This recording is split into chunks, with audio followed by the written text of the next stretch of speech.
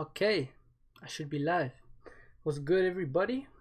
Give me a second. Let me just do something. We live on time as well. Whew. This is gonna be an insane read through. Hold up, guys. Alright. Okay. Let's go. We're gonna have a quick chat though before I actually start reading. Alright.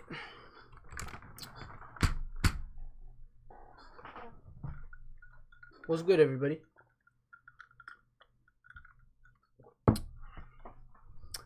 What's good, everybody?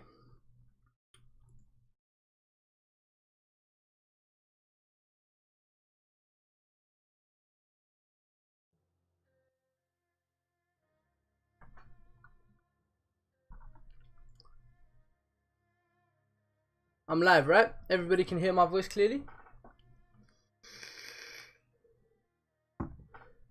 We're gonna have a quick little talk before I actually start reading. Chapters right open right in front of me. But yeah, I want to have a quick little talk because what I read yesterday was unlike anything I've read in a very, very long time. In a very long time. That was insane. Insane. Chapter 263 is probably in my top 10 chapters ever, just based off of pure hype. Just when the reveal of the coalition happened, shit was insane. Hold up, let me check something real quick. Alright, this is working. Bet. No. Give me a second. Give me a second, guys. Okay. My favorite moments so far. This is a very tough question to answer. My favorite moment so far is probably the reveal of the coalition itself. You guys have seen my reaction. I lost it. Following that would be Say's speech. That was insane. Phenomenal. Further, it just reminded me why he's my favorite character. It made me like him even more because we actually haven't seen him like that. We've never seen him like that. Actually, we've seen him make bold statements, amazing statements, and we've seen him at his best, but that was something else.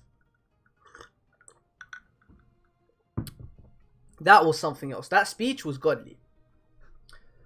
Hold up, what's going on? Hold up. That should work better, right? Okay, what else is there to say? Honestly, man, I don't know what else to say. The Hyo charge was phenomenal. Kanki with the arrow, phenomenal. We had Shin versus Mangoku, amazing. Tor MVP so far. Tor, in terms of actual warfare, he's done the best on the battlefield. Say's speech though, that's a scene in itself that I loved. Something wrong with chat on layout? Yeah, that's what I was worrying about. That's what I'm trying to fix. I think it's working now though. If you have any questions to ask, go ahead and feel free to ask. Because once I start reading, I'm not going to want to answer questions.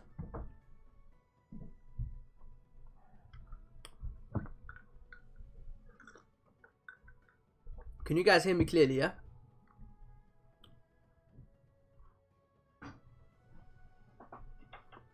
Tall goat. That spread with him and... Okay, hold up. Hold up. I need to do this.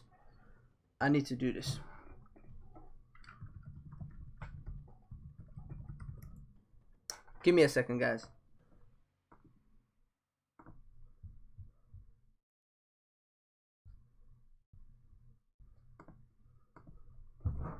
Okay.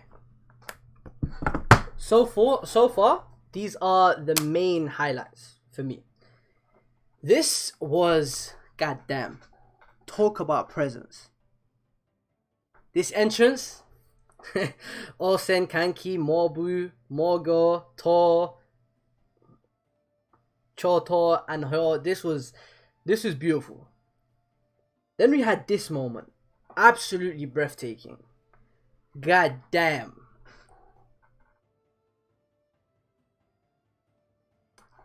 Absolutely breathtaking. This is probably... I would actually say this is probably my favorite spread in Kingdom so far. I would say this is my favorite spread in Kingdom so far. That's a bold statement, but yeah. I actually went back and read everything that I read on stream yesterday. I was in bed and I couldn't sleep. I actually could not sleep.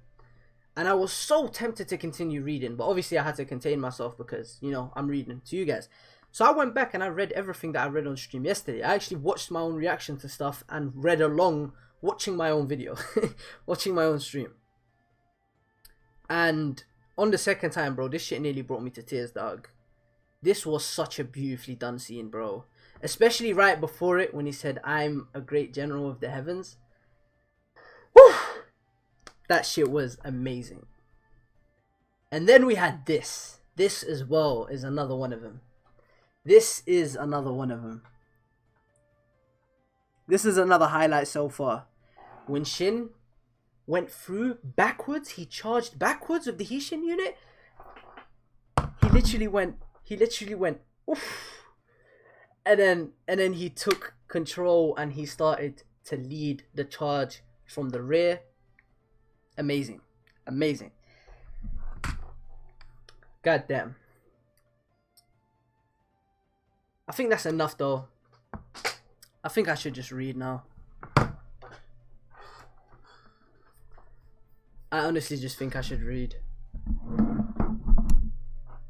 Love how even though Shin is the MC, we get enough of every other important character so you understand those characters as well. Exactly. Exactly. Hara ain't got MC syndrome. Nah, hell no. Hell no. Hara respects his entire cast. And he utilizes his entire cast. Malik said thoughts on Morbu and Morten wishing each other good luck. That scene basically told me that Morbu is probably going to be the MVP of this arc. His growth so far has been, as well, his growth has been top tier. And that moment basically told me to expect something huge from him in this war. Something. So I'm expecting that. I'm definitely expecting that. But I think I've spoken enough. And I think it's time for me to read. Chapter 289, To Evolve. You guys can hear me perfectly clearly, yeah?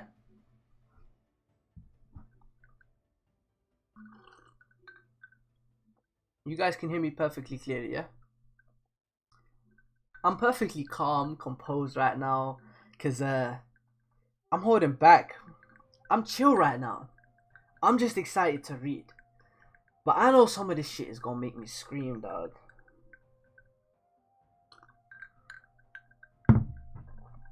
Alright, let me move the mic closer to me so I don't have to shout. Alright, cool. I'm good, yeah? Thank you, Smokey. Alright. So the last chapter obviously ended off with with the kiss between Shin and Ten. Obviously it was an accidental kiss on some Naruto Sasuke shit. But Duke is here. The Duke Hyo is here. And he's drinking. Give me a second. I need to get as comfortable as possible, guys. Because this is about to be very intense. And I can feel that it's about to be very intense.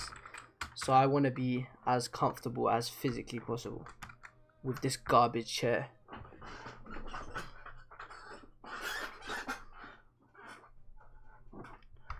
Alright, 289.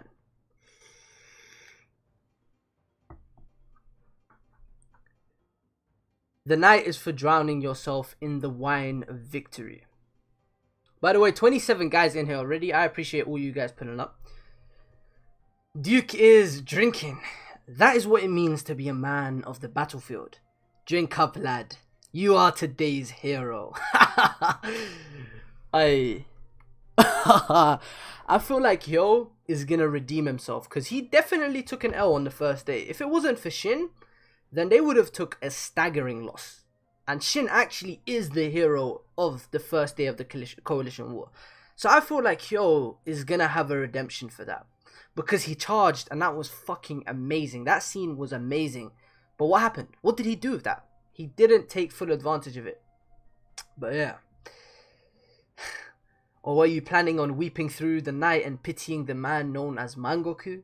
Well, I suppose that sort of warrior is also interesting in itself. Do you even need to ask? Of course I'll drink. It burns. How was it? The liquor of Duke Hyo is quite amazing, is it not? After all, it was fiery enough to cause even Orki to blink in astonishment. What's the matter? Is there no one else who dares to challenge this wine and bring honor back to the name of your captain? Well then, allow me. Then you. Looks like we have a manly fellow that doesn't lose to myself. Everyone else, sing along with me. The old geezer from next door had balls like... What kind of song is this? Then you has fallen. And they're all collapsing. The drink, they can't handle the juice. The juice. It took 10 people to finally drink half of it. But just then, the Duke drank all of it in one go. He ain't human. Alright, my turn. Captain, speaking of which, Shin lad, that thing today where you led the 10,000 in the rear was quite something. It was, I just told y'all it was. Small as it might have been, it truly was an impressive blaze capable of shifting the winds themselves. That said, for this battlefield which started with odds of 120,000 against 40,000, even the loss of Mangoku won't result in closing the gap that much in the difference of strength. You could say it's as if both sides lost 10,000 men each. So that would be 110,000 against 30,000. If we keep getting ground down like that, then we're the ones who are going to get destroyed. Then the outlook of this battle is, what's this, Shin? You brought your girl with you? Not bad. You like young ones, eh? Warfare is a living thing. It's impossible to tell anything until the battle starts. There is no outlook. There is only one thing of importance, and that is whether or not the fire starter will be able to arrive at the location where a fire can be ignited.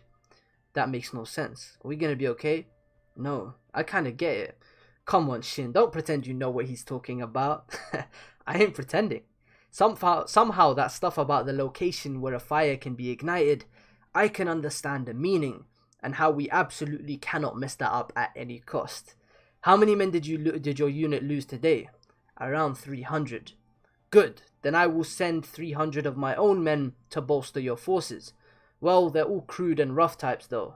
Furthermore, I will assign 2 500-man units under your command to use as you see fit. Why would you? It's just a hunch. It's the same for any one of the battlefronts taking place now, but for Qin with its current manpower, to hold out against the coalition army is an exceedingly difficult task. If we wish to win this war, then it is absolutely necessary for new powers to rise up from within our ranks. I'm telling y'all, bro, the supernova trio of kingdom this is how I see it, right? This is Wano. This is Wano done right. Because the way I see it is Bio kind of reminds me of Marineford, what with Whitebeard, Orki, dying, and that marked the end of an era. And now it's a new era. The era of the warring states. And Sanyo was like the first little warm-up battle. You could say that was the Dressrosa. And now we're finally at Wano. And at Wano it's time for the people who will basically stand at the top of this next generation to go all out. This is their time to make a name for themselves. This is the time for them to, you know what I'm saying, to get out there.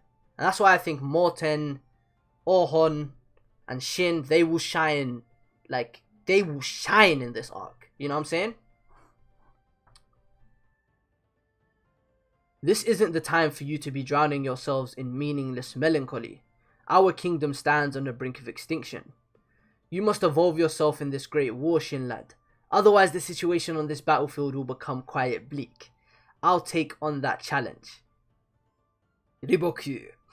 The Rihaku army took the greatest losses today, numbering 6,000, while the Mangoku army and deputies armies are down 3,000 and 1,000 respectively.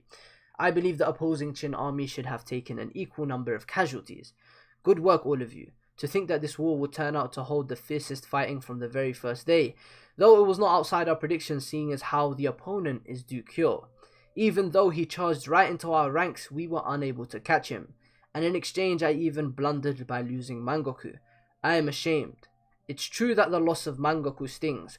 Not only was he a useful piece for attacking, but his existence itself proved to be useful in numerous ways, including that berserk facet of his. However, I heard that it was not Duke Hyo who slew him. There appeared another fire starter other than Duke Hyo. Someone other than Duke Hyo? 1,000-man commander by the name of Shin of the Hishin unit. Look at his eyes. Honestly, Riboku isn't ready. Riboku doesn't know what's coming for him. He doesn't know about this kid, dog. It seems to be the same man who took down Fuki during the Battle of Bayo. Yes, I am aware of that. Now, this is a surprise. Who would have thought that he would be the one to kill Mangoku, the man said to be the natural enemy of Chin? Large wars strongly stimulate the growth of people. Perhaps he will climb to even greater heights during this battle. That he will. I'm sure of it. What of the other battlefields? Or rather, how has the coalition army as a whole fared on the first day? Things are proceeding well. It is perfectly normal for the first day of hostilities to be especially turbulent. Apart from the loss of the officers and the Yan army that has held its position, each battlefront has done well in grinding down the Qin's manpower. I heard that the Chu lost one of their 3 commanders. It doesn't appear that will be a cause for concern. Shun Shinkun himself assured me that the Chu army will also soon light a fire within themselves. I need the charger, hold up.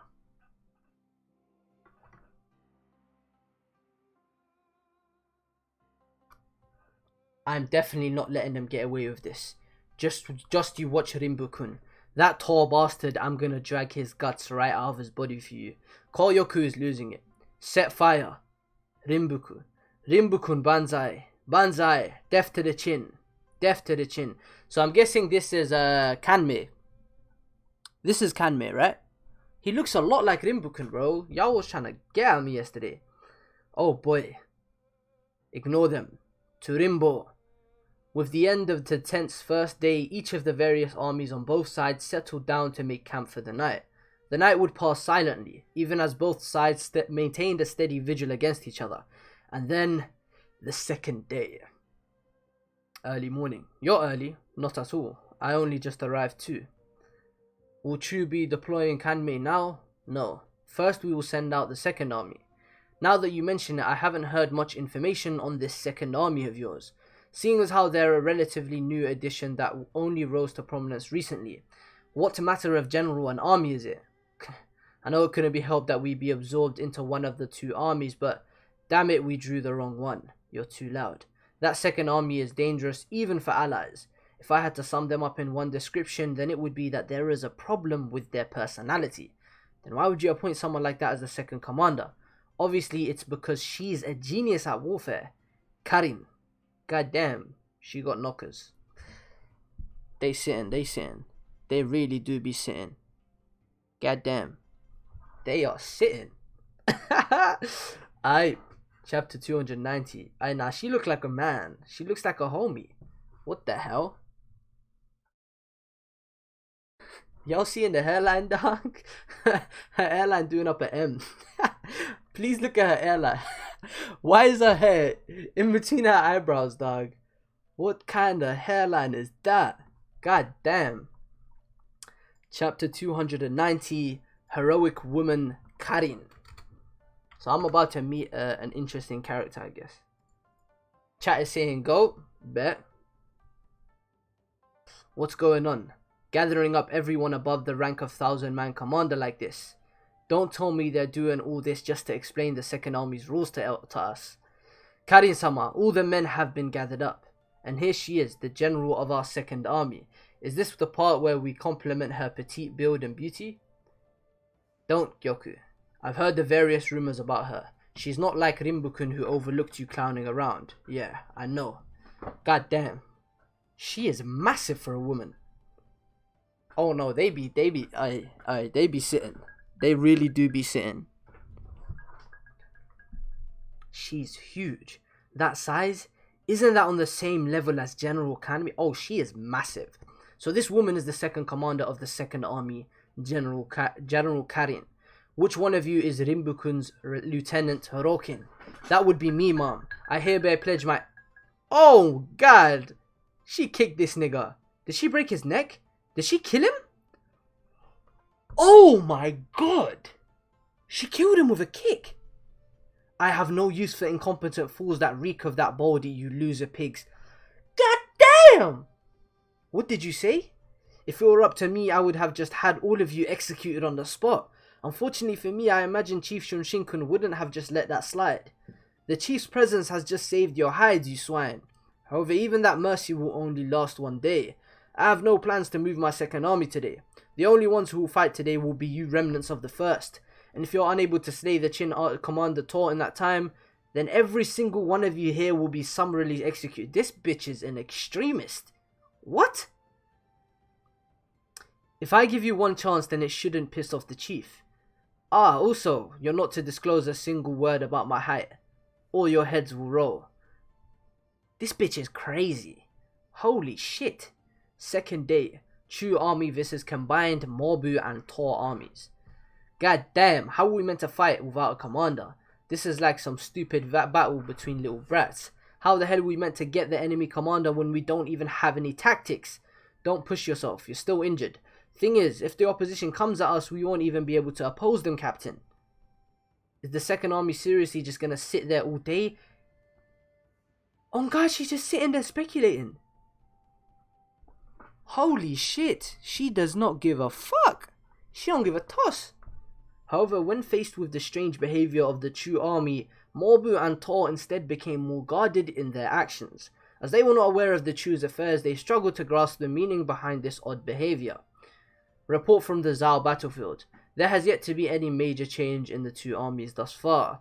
Duke Hyo, who took to the field on the first day, has instead remained at his HQ and is observing the small-scale clashes. Most likely because he knows that Keisha is fully capable of receiving him. Not to mention the Qin don't exactly need to rush this battle either. As for the Yan army, our reports indicate that they have continued their assault on Orsen's fortress, but there are still no signs of breaking it, of course. This is Orsen's fortress, bro. Even Rempa didn't want to fuck with that fortress, dog. I have seen the fortress constructed by Orsen at Sanyo. The Yan probably won't be able to achieve much either on their side of things. Furthermore, with the withdrawal of Wei's siege tower, Kankoku Pass itself has turned into a standard siege battle. Unless Wei or Han pulls a special trick out of their sleeves, this place will remain in a deadlock. As I thought, if anyone were to achieve something today, it would have to be Chu. Urgent report from the Chu battlefield. In the half day since the battle began today, the second army has not moved at all. Is this wise? Considering Rimbukun's blunder on the first day, isn't it somewhat a bad idea to continue on with this sort of battle plan? Ah, shut it. The orders were to leave everything from the second day onwards to my discretion. No one can do anything about it. This bitch is brave. Kanmei-sama, what is the meaning of this, Karin? Depending on your response, I may not forgive you. God damn. Look at this man's arms, dog. Them arms is thick. Oh my god, they're the same height. She got up. Oh my god. For what purpose has the Commander-in-Chief Kanmei-sama come here for? Why have you not moved the second? Give me a straight answer. I dislike that bold idiot, so his men can all go to hell for all I care. What of it? Show me your neck, Karin. Now, no need to get so heated up, Kanmei. That was a joke. Answer me in 5 seconds. Why have you not moved? It's part of my plan. Are you saying you'll be able to slay the Qin commander through this strange tactic? The purpose of this strategy isn't something as petty as slaying a commander or two. Then what is the aim? The conquest of Kankoku Pass itself. Oh my god, is she about to play 72D chess too somehow? And Karin actually has orders for this HQ to pass out? Please elaborate. The message is as follows. If all troops fight conservatively, Kankoku Pass should fall in 10 days' time. It will fall after 10 days of fighting. Riboku, I understand her meaning. Nevertheless, I see it appears she's the real thing. Commander of the Second Army, Karin. Okay, let me read that again. Hold up. The conquest of Kankoku Pass itself. Karin actually has orders for this HQ to pass out? Please elaborate. The message is as follows. If all troops fight conservatively, Kankoku Pass should fall in 10 days time. So it's her expectation for Kankoku Pass. It will fall after 10 days of fighting. Okay. So she has come to the conclusion that 10 days, she's going to save her troops for the conquest of Kankoku Pass. Because in 10 days, okay, makes perfect sense. God damn, this is the Yan commander, right? Chapter 291, guys. There's a lot of goat shit in this session. I'm excited. Let me read the chat because I haven't peeped in a second. Alright, 1 second. 1 second. Goddamn, sorry. One's bold and one isn't. Yeah, they look the same. One is also a lot bigger. I don't care, man. Best general in China, incoming, bet. We met her. We'll see about that. Look at them titties. Yeah, they sitting. For real. Take it back. Fuck you. Cancel Fiji right now. Because I said she looks like a man. You know what I'm saying? That page did look kind of manly in the face, dog. Cancel Fiji. Nigga said she can peg me. John, I don't know if I condone that behavior. I ain't gonna lie. This nigga Fiji makes no sense. How can you say Keisha looks like a female but Karen look like a nigga? Makes sense, dog. That's what my eyes are telling me.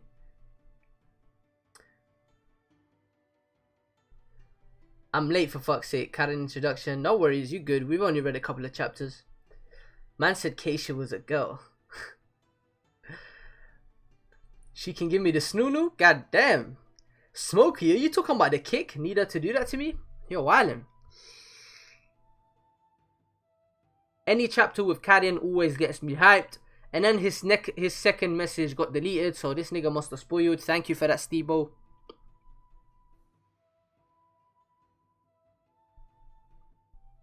Fiji hates woman. That's cap. Big brain, big breast, Karen. Alright. Make me moderator at chapter 315. I'll think about it, bitch. That's crook, right? I'll think about it. Alright, y'all.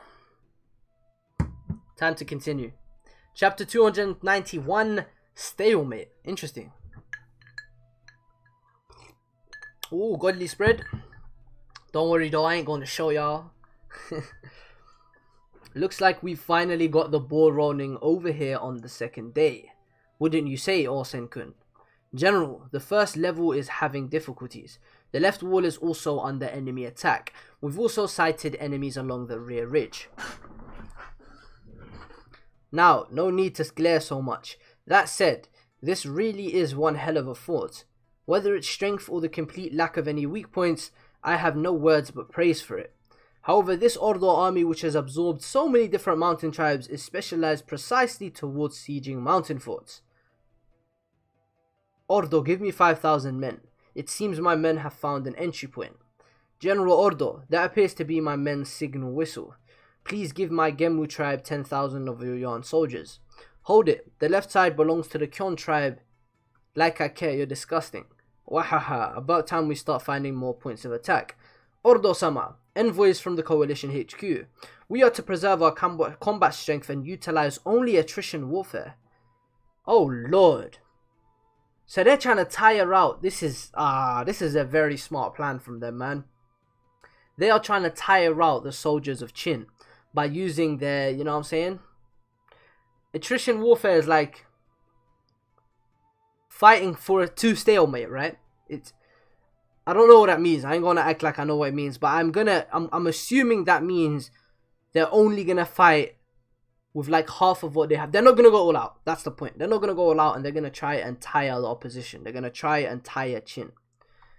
What banger shall I play next? Oh, this is good enough. Until what date? Anywhere between the 10th and 12th day. Okay, so yeah. Goshin, go halt the Koson Ryu army's advance. Kankoku Pass. Only attrition warfare. That's Riboku for you. Looks like he understands perfectly. Yeah, this This, look.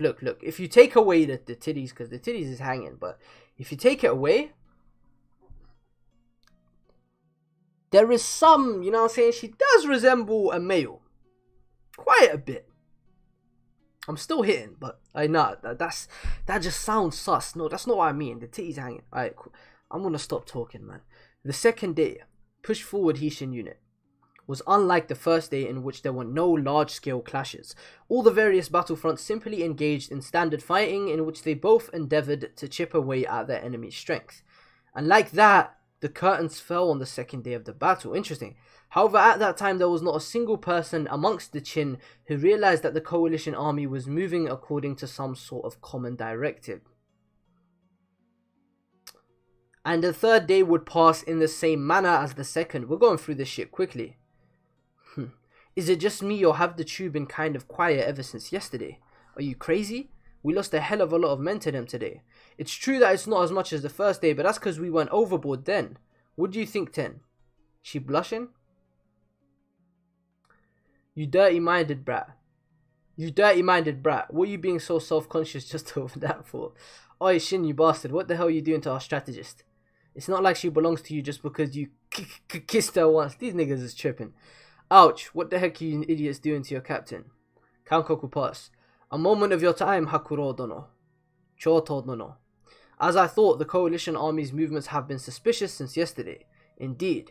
Going by reports, it seems every single battlefront is undergoing simple attrition warfare. It feels as if the coalition has changed their plans after the results of the first day. Warfare has its variances, but I still find a similar approach by the entire coalition to be odd. Haha! If there's one facet working against them, then it would mean the fact that they are comprised of numerous different armies. The reason why I just laughed is because I just noticed something. The fact that they have to wait and try to tire out the Qin army tells me that even though they have overwhelmingly benefit of numbers, like an overwhelming benefit of numbers, they have like double them in numbers. So many more numbers. Yet, for some reason, they need to wait to tire these niggas out. Because they know, dog, Qin has got quality. If they have to use tactics like this when they are a coalition army, which is supposed to be able to wipe these niggas off the map, that's meant to Qin. That is actually incredibly impressive. That said, it's still only the third day. Perhaps we're overthinking it. No, I wouldn't quite say we're overreacting. After all, we're dealing with Riboku, the man who defeated Oki. They keep saying that shit, dog. He did defeat Oki, but they keep saying it, bro.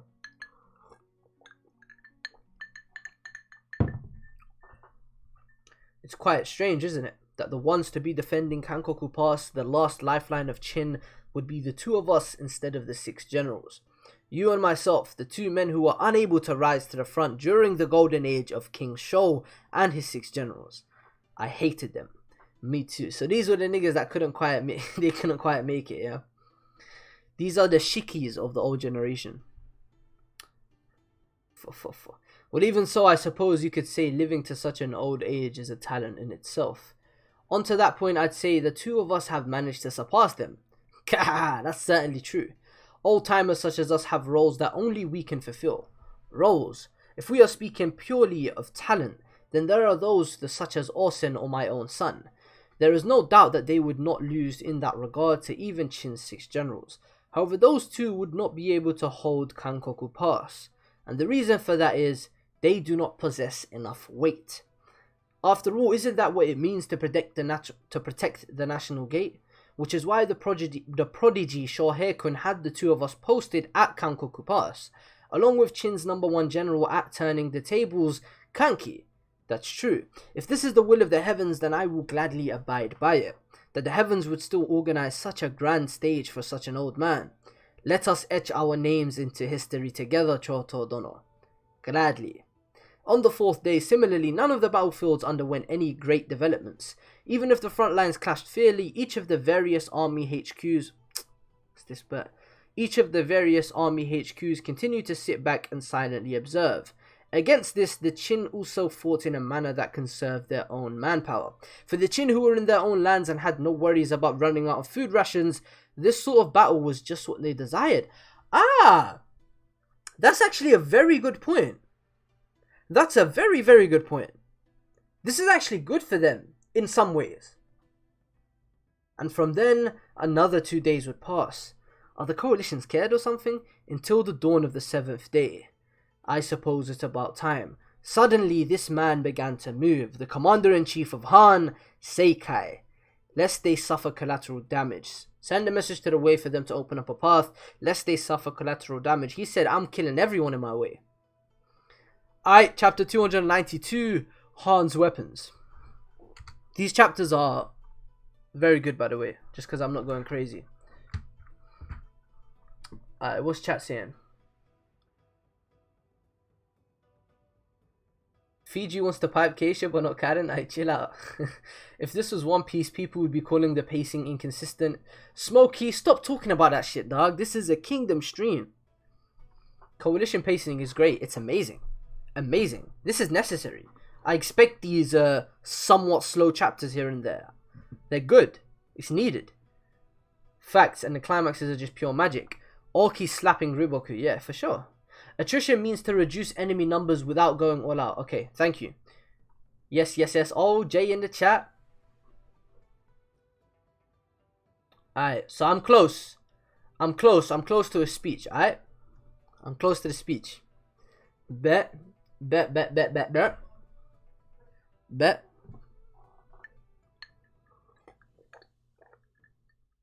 Alright.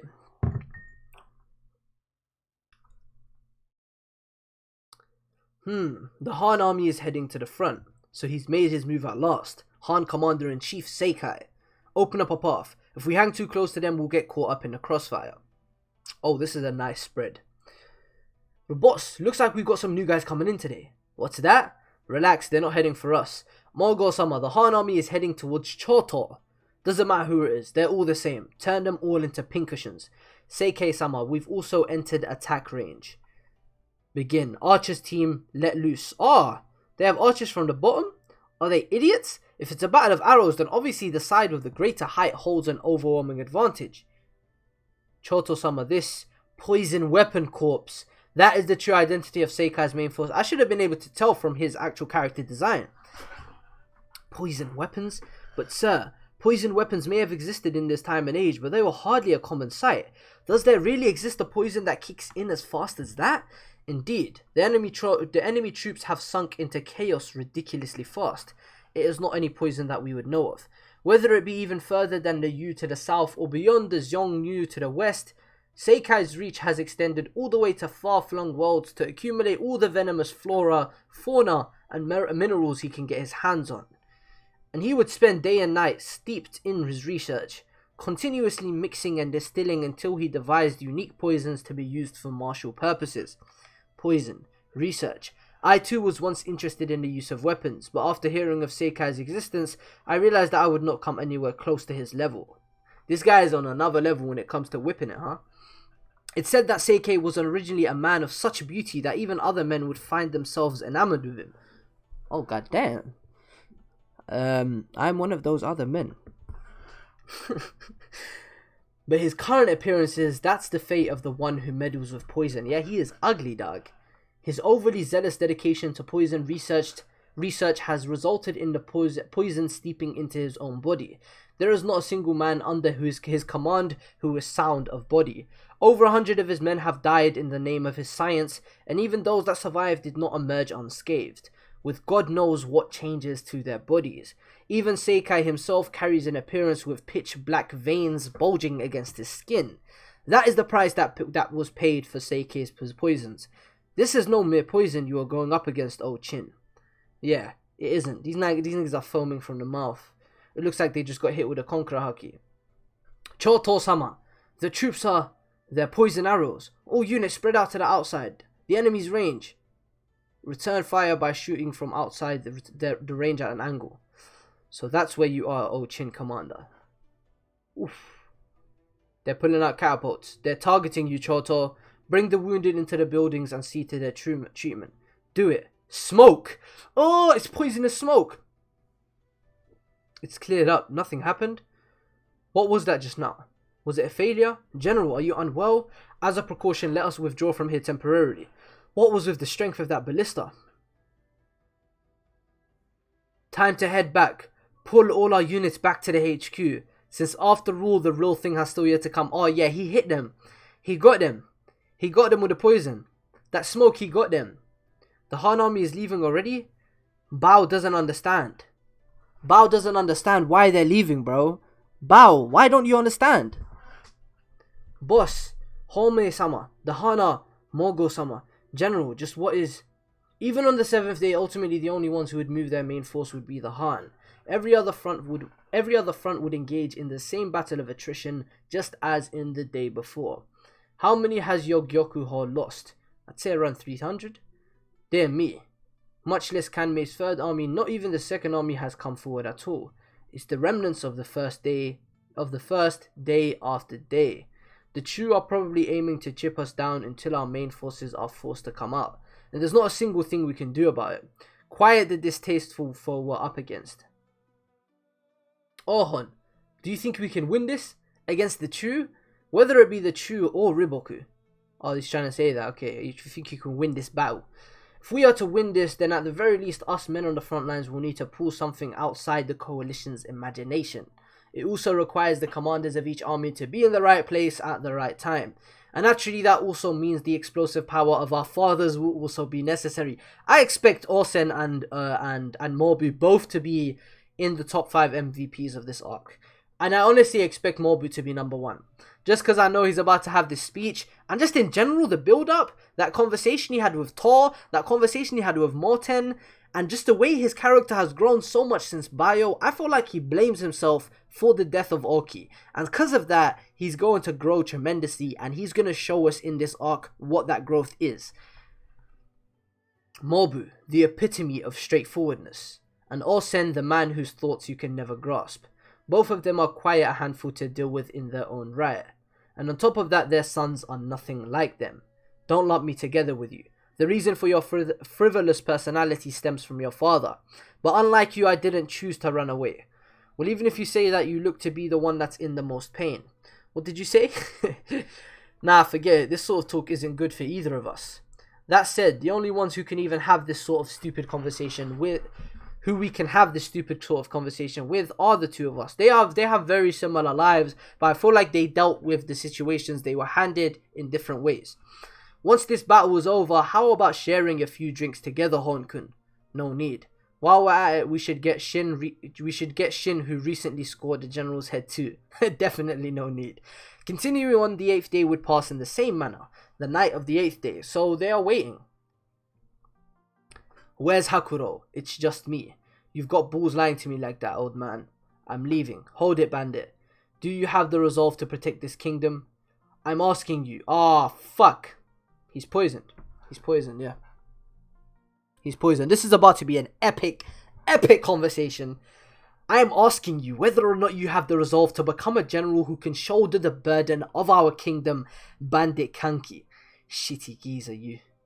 Chapter 293, short decisive battle. Okay, I don't think we're getting more than that, but even that in itself was an amazing interaction.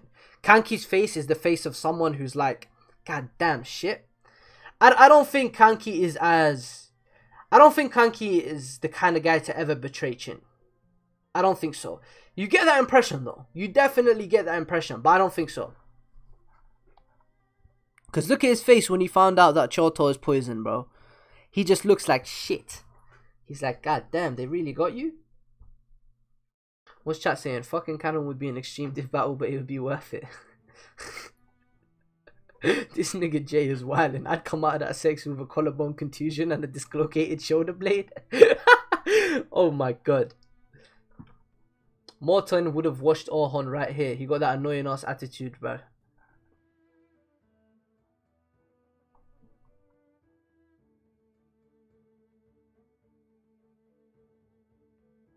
Alright.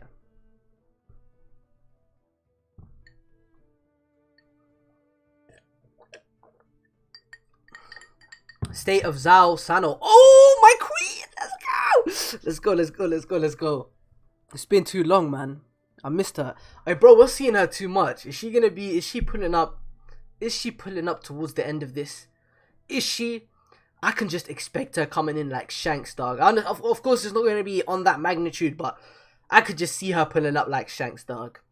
I've come to end this war. Alright, we're gonna continue reading. I've finally made it this far. Just a little bit further. Maybe I should take the chance and get some proper food. But you know, time sure flies quickly. Today will already be the 14th day since the battle at Kankoku Pass began. 14th day? Yeah, but isn't that old news by now? I heard Kankoku Pass had already fallen a few days ago. Oh shit. Oh shit, what? Is this the future? It just said 9 days ago. Did we just time jump? And right after that, Kanyo fell too. There was such a huge slaughter that even Chohair paled in comparison. Dumbasses, that's just some fake rumor that's been floating around for a while now. Don't go around getting our hopes up, you moron. And who the hell just threw some hot congee at me? Anyway, as for how the battle's actually going right now, going by word from my cousins in the army, it seems they're still going back and forth with neither side making any real progress. A stalemate? There's rumors within the army that the coalition decided to do it on purpose too. But either way, you can be sure the Qin army must be fighting with all they got. Well, yeah, after all, if the Qin army loses, then that will be the end of their kingdom. Kanyo. Now this is perplexing. Look at this nigga, bro. Ryofui. I'm still shocked that this guy was sweating, dog. This guy of all people was sweating, dog. I cannot believe it, bro. What a fucking intro. 263 is a top 10 chapter I have ever read, bro. I'm not even lying, bro. Alright, back to this. It's clear that the coalition army is seeking to drag this out into a long-term battle. But why would they do this? Not only is there the issue of provisions, but also the threat of Qi that had betrayed their cause behind them. It wouldn't be in the best interest of the various kings to have their armies remain on campaign for so long. Obviously, there's a spectacular reason for this, because it's Riboku that came up with this shit. Well, it was actually Karin, but Riboku's going along with it. I fear this is no long-term battle they are planning. And what exactly do you mean by that, Chancellor? Their aim is to gradually wear down all the Qin forces on each front down to a certain level, then once the opportunity arises, commit all their troops on one decisive offense. Yeah, they want to get it all done in one day. That makes a lot of sense. This is the complete opposite of a long-term battle. They're planning on bringing everything to a close as early as possible in a short, decisive battle. I am of the same mind. If the coalition were to begin an all-out attack, all of a sudden our men would be so hard-pressed on every front and unable to assist each other. And when will this all-out attack be coming, Chief of the Military? I'm afraid it's too hard to tell from here. However, I'd imagine all the men at the actual scene with sharp intuitions have already have an inkling. The 14 days of continuous fighting had taken its toll on the men of Qin. The fact that they had failed to achieve any big accomplishments after the first day didn't help their morale either. However, their commander's awareness had grown increasingly sharper and sharper. Oh my god, man. They just look phenomenal, bro. Just look at Olsen. Just look at Thor. Just look at Kanki. Look at Mobu and look at Duke. Look at the Duke, yo. Just as Shohei-kun had said, all of them had realized that the end of the attrition warfare would soon be upon them. And somehow, Shin was aware of this too, because he's an intuitive fucking fighter. Let's go! It's tomorrow, bro. It is tomorrow. It is tomorrow. This music is going cold, man. Let me change your bandages for you. That arrow wound, Rather than that, how about making me something like a late night snack? Right now? Yeah. How about it? Just whip up something quick. Well, it's going to be leftovers anyway. Don't forget to make some for the men too. Oh, it's happening. It's happening tomorrow. It's happening tomorrow. Look at this, bro. We got Kanmei. We got the nigga that looks like a female. We got the Wei general. We got a guy that used to look like a female. We got Riboku. And then we got the Yan nigga. It would appear that there was no need to summon all of you here. There is one thing I have to say to you all. Tomorrow night we will toast each other on the walls of Kankoku Pass. The fateful 15th day. This is about to be godly. Oh, I need to prepare myself for what I'm about to read. Today will be the greatest climax. Will it really fall, Kankoku Pass? If we focus together the strength of all our forces, then it will fall. Looks like every front will have fierce fighting today. Then who will be the ones that hold the key to opening the gates of Kankoku Pass? Will it be the opposing Wei army after all? No, it will be the Chu. Well then, shall we get started? Kadmei army, move out. The 120 strong Chu army, the 120,000 strong Chu army sets forth. Forward!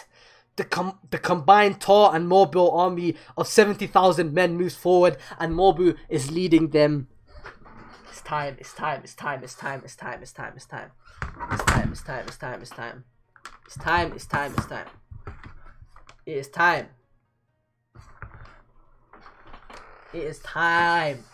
It is time.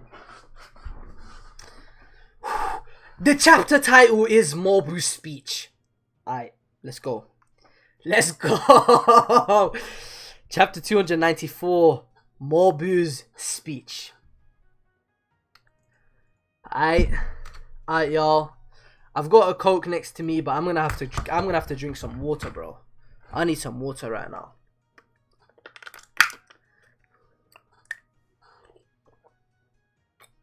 I need to get a little comfortable as well.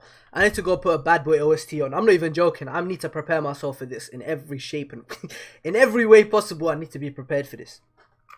Hold up. God damn, my hair is going crazy. My hair is wild.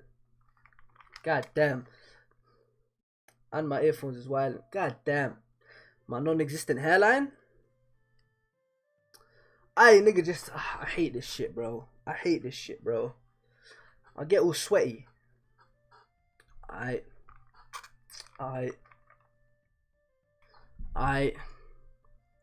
What shall I play? What OST shall I play?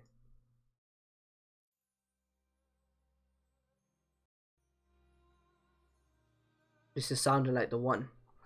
The decisive moment, is it? Second day right after the message from Karin. Oh, we're going back. Will we be able to take Kankoku Pass with 10 days of attrition warfare? What is the meaning of this, Riboku? To be precise, it is after 10 days of attrition warfare. We will conquer Kankoku Pass with an all-out attack using all our resources. Chu Commander Karin took the losses of our 2 generals on the first day very seriously. The loss of a general is an even greater blow than the loss of an army thousands of men strong. Hence, to avoid the risk of losing any more of our commanders, we should preserve our core forces while endeavouring to weaken the enemy's manpower. So the most important thing is to preserve our strength for the final clash, But to weaken the enemy without using our core will require time, and due to the existence of the state of Chi behind the coalition army, we must avoid a drawn-out battle. You are correct, which is why what's next is simply a question of when the decisive moment will take place. The decisive moment which Riboku spoke of involved the weakening of Chin's armies, an estimate of how long it would take to conquer Kanyo after the fall of Kankoku Pass, as well as the risks of drawing out the battle. After weighing all these factors on a scale, Riboku obtained the answer for the time of the decisive battle. It seems Karin's 10 days wasn't enough, and that was 15 days. Today, the 15th day. All troops advance. On this day, the Battle of Kankoku Pass would come to its climax.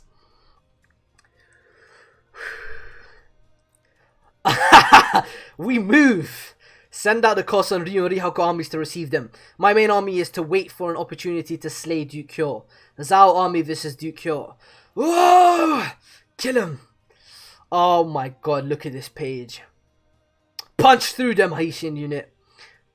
Yan army versus Osen army. Don't hold anything back. Strike at them through every last route we found. General, the left flank is already requesting aid. Even further than that, Chu army versus combined Mobu and Tor army. Kanmei's army has finally, with the second army there's 120,000 of them. Mobu army 3,000 man commander Heki. At last our time has come, sir. This is the most important battle on the entire field. Before leaving Kanyo, my lord Shobunkun told me himself, if the enemy manages to break through us here, then they'll be able to cut into the mountains and hit Kankoku Pass from the side. But on the other hand, if we are able to crush the Chu army here, then we will be able to split off to the left to hit the sieging Wei and Han armies right in their soft flanks. So the main spot of the battlefield Shin isn't even there. That's how you know Hara doesn't have MC syndrome. He's gonna give Orhon, Morten, and especially Morbu the shine he deserves. This truly is a clash that can decide the entire battle as a whole. What's hard to believe is that we're actually going up against that true army of 120,000 without a single strategy in mind. Simply follow my orders and fight with your full strength. That is all. Dismissed. Just what is he planning? General Morbu. Oh, this is gonna be crazy. I have a bad feeling about this. Shokaku. He might actually be worse than the Duke. Still not started yet? Father. Oh my god, I just saw it. I am Morbu, the strongest man in all of China. There is no one in the world capable of stopping me. Oh, true Commander Kanmei. I, Morbu, will personally smash your head into a pulp. An army led by the strongest man in the world is also the strongest. The Morbu army is invincible. What is with those enemies? He hasn't learned any new tricks since Bio. No, this is fine. This heat, this explosion of morale. To have lit such a fire in the army by simply speaking mostly of himself. So this is Morbu. Forward charge, starting with the left. That is me. Let's fucking go. Let's fucking go. Oh my god, and we have a new volume cover. Look at this nigga Kanki, bro. I'm sweating, bro. I'm sweating. God damn, the OST just made it 100 times better as well.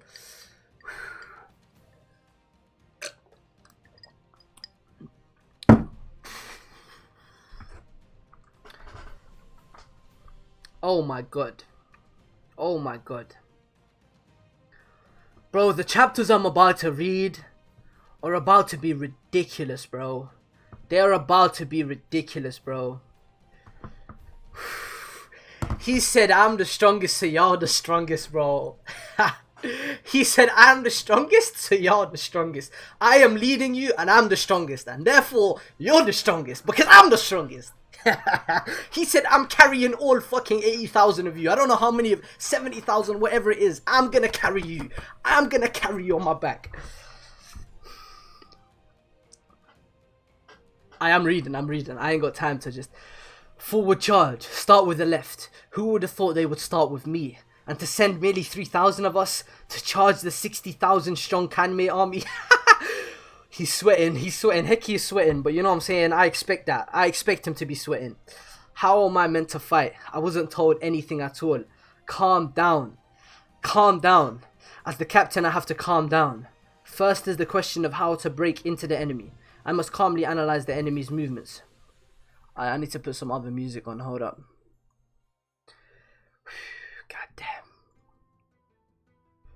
They're right behind us. Thanks to the general's speech just now, even the infantry's morale has remained at an all-time high. There's no need for any special tricks. We'll smash through them with just brute force. My glaive's edge is excellent. It feels amazingly sharp. But this isn't due to what little training I've had with my glaive up to now. It's the same for all my men too. I can feel Morbu's speech and passion riding inside my body. And with its fire burning within us, we shall go on a rampage. To be struggling against this simple charge, just what is the right army playing at? No, the enemy is fighting well. Riding on the momentum of Morbu's speech is all they need to do. I'm afraid we won't be able to stop them for a while yet. Then what are they hoping to achieve with just 3,000 men? And to have targeted a spot so far out too, it certainly is hard to guess his intentions. So I just met Bayman, Jino, and Gomasho. I don't know how important these guys are going to be, but a couple of them have cool design, so, you know, cool design usually means important, but yeah. The fact that it was Morbu who gave the order for such a blind charge is especially puzzling. The difference in manpower between us. If Morbu is thinking that he has to use some sort of trick to even the odds, then he would be making a grave mistake. Tactless brutes like him should stick to the clumsy methods they excel at best, which in his case would be a full frontal charge with all his forces and him personally leading the vanguard.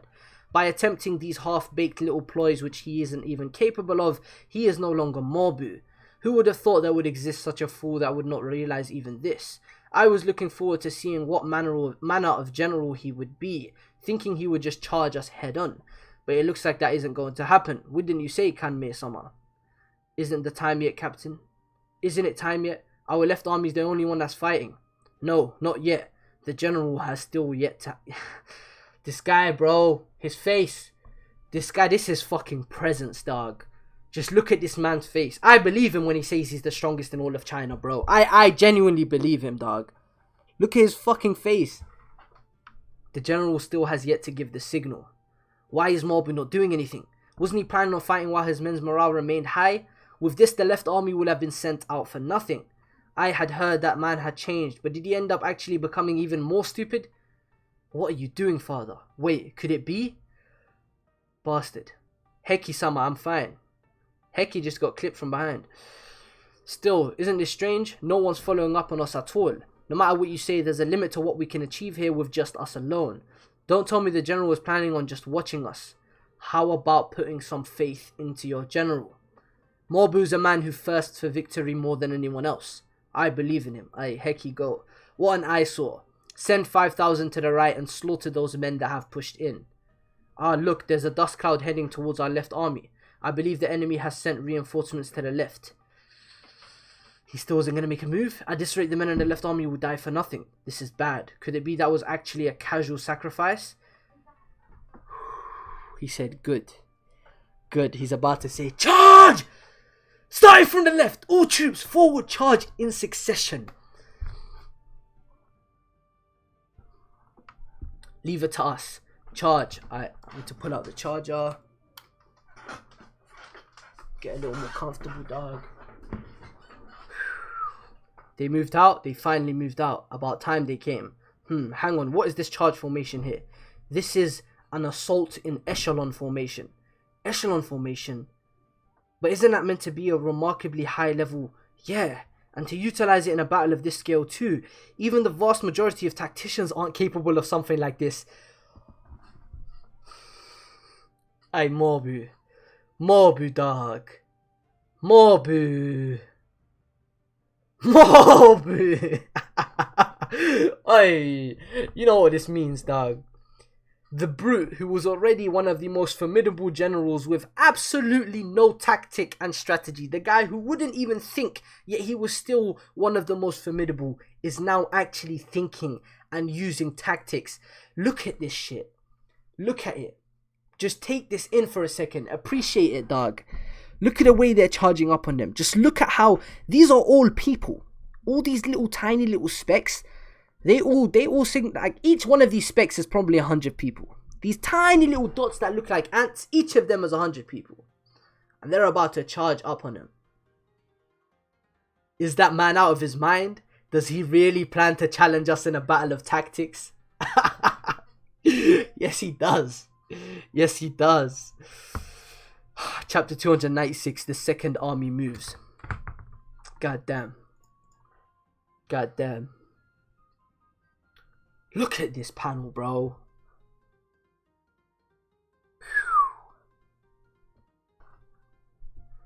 When a line formation such as that is hit by an echelon assault, a shockwave is transmitted diagonally through their ranks. Those who are hit will be pushed back 3 steps diagonally, and the next man 2 steps. Those who are hit by both will move back 4 steps. These movements will pass through the enemy ranks like a wave, causing small disruptions to the troop formations.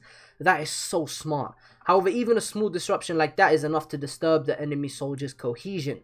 And at that exact moment your charge hits the enemy from head on, thereby once again creating the next shockwave to pass on. So long as this shockwave is able to pass on through the enemy line without interruption and the attacks are able to follow in succession, then an echelon assault will be extremely effective. Also, the theory went anyway. At the end of the day, this stratagem was considered too impractical for actual use, since keeping the shockwave going without halt is far too difficult. But looking from here, it seems Mobu-sama's attack is working tremendously. They said this shit is never attempted in Battlefield because it's just impractical. But this nigga Mobu done it. Apologies for my rudeness, but is that really Mobu-sama? Gramps, that really is rude. But you're right. This definitely is a surprise. For my father, who normally dislikes using tactics, to suddenly take this sort of route, and such a high level play too, it doesn't seem like any new strategists have entered his employ either. I had heard from my brother that ever since the death of Orki, my father had changed, but this is just far too much of a transformation. I'm Mobu top 5, dog. Mobu will fucking go. General Raiki sama on the right flank is setting out. I'm counting on you. Leave it to me. It would appear the large size of our army had instead backfired on us. Due to these narrow plains, we had no choice but to deploy our troops in a tighter formation. Thanks to that, the wave is able to travel through the formation easily. If he had decided to undertake this attack precisely due to that, then he will pay dearly for underestimating us. Please send 5,000 of our reserves to the left flank. If this truly is a planned echelon assault, then the final army to hit us will be their strongest men with the aim of breaking apart our left flank. All of you are making too much of a fuss about the enemy scheme. It is a simple matter, Kanmei.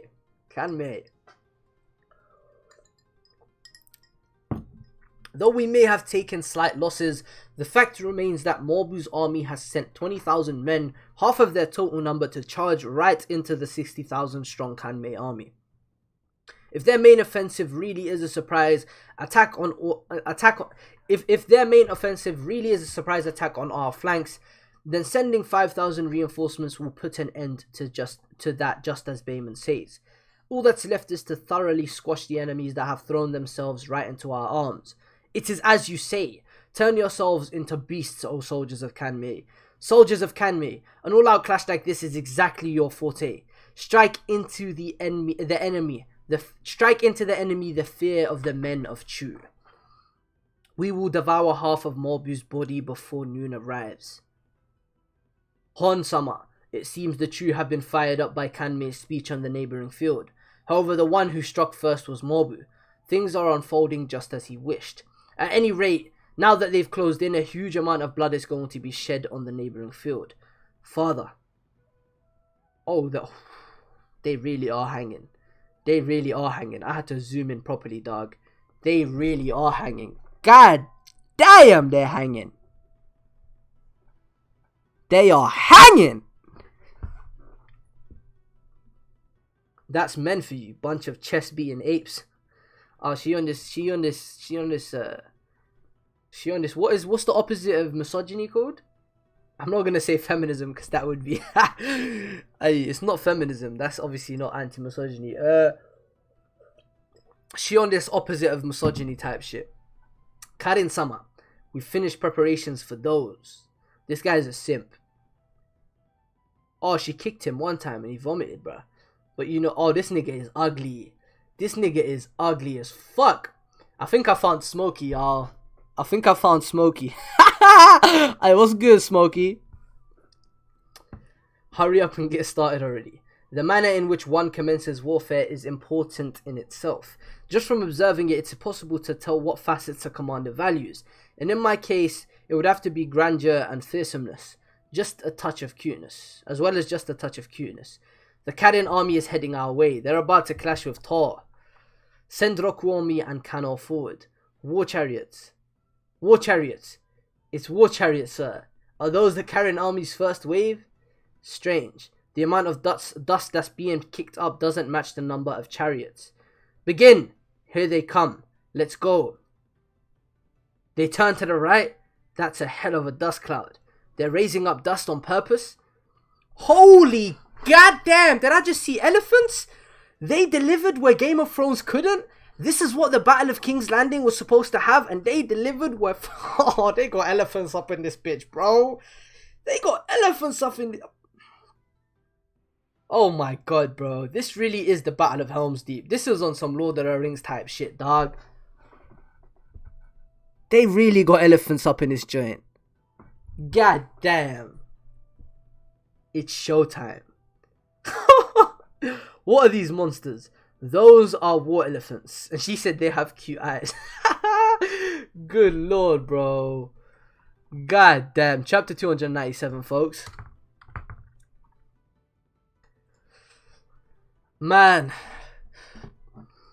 What were they called? The Golden Compass? The niggas that come from Essos for Cersei? They never came through with the elephants. Bitch niggas. Yo, they are stomping on niggas. These elephants are monstrous. Hey, this is Croc. This is Croc. So now we got a Bow, we got a Smokey. I found Croc. This is definitely Croc. Look at this elephant, dog. This is definitely Croc. He got that Sanji Stan type of energy. God damn, the purpose of water elephants. God damn, look at this spread.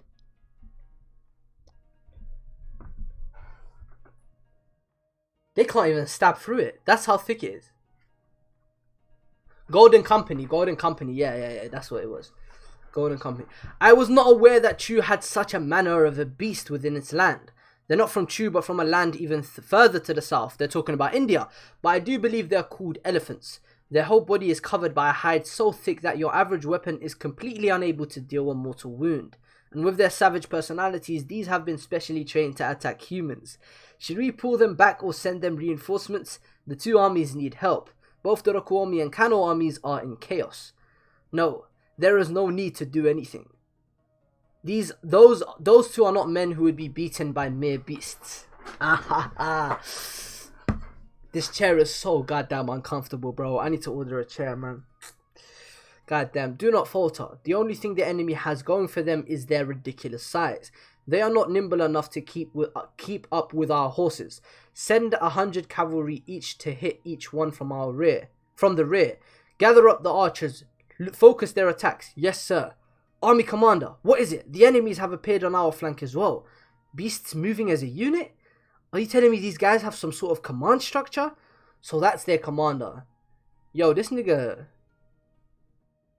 he definitely do juju, bro. He commanding elephants and he has tattoos like that on his face. He definitely bust juju. For sure. Give me that. 10 riders, grab a shield and follow me. God damn. These elephants are monstrous. I see him. That's their leader.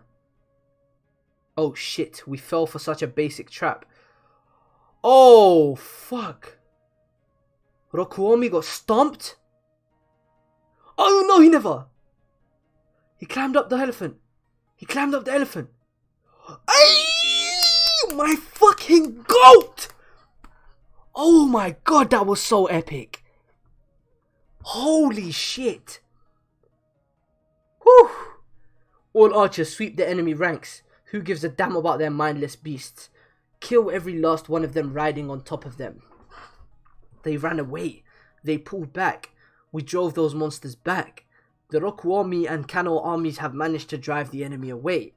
Excellent. The Chu army's flashy plans has instead backfired on them.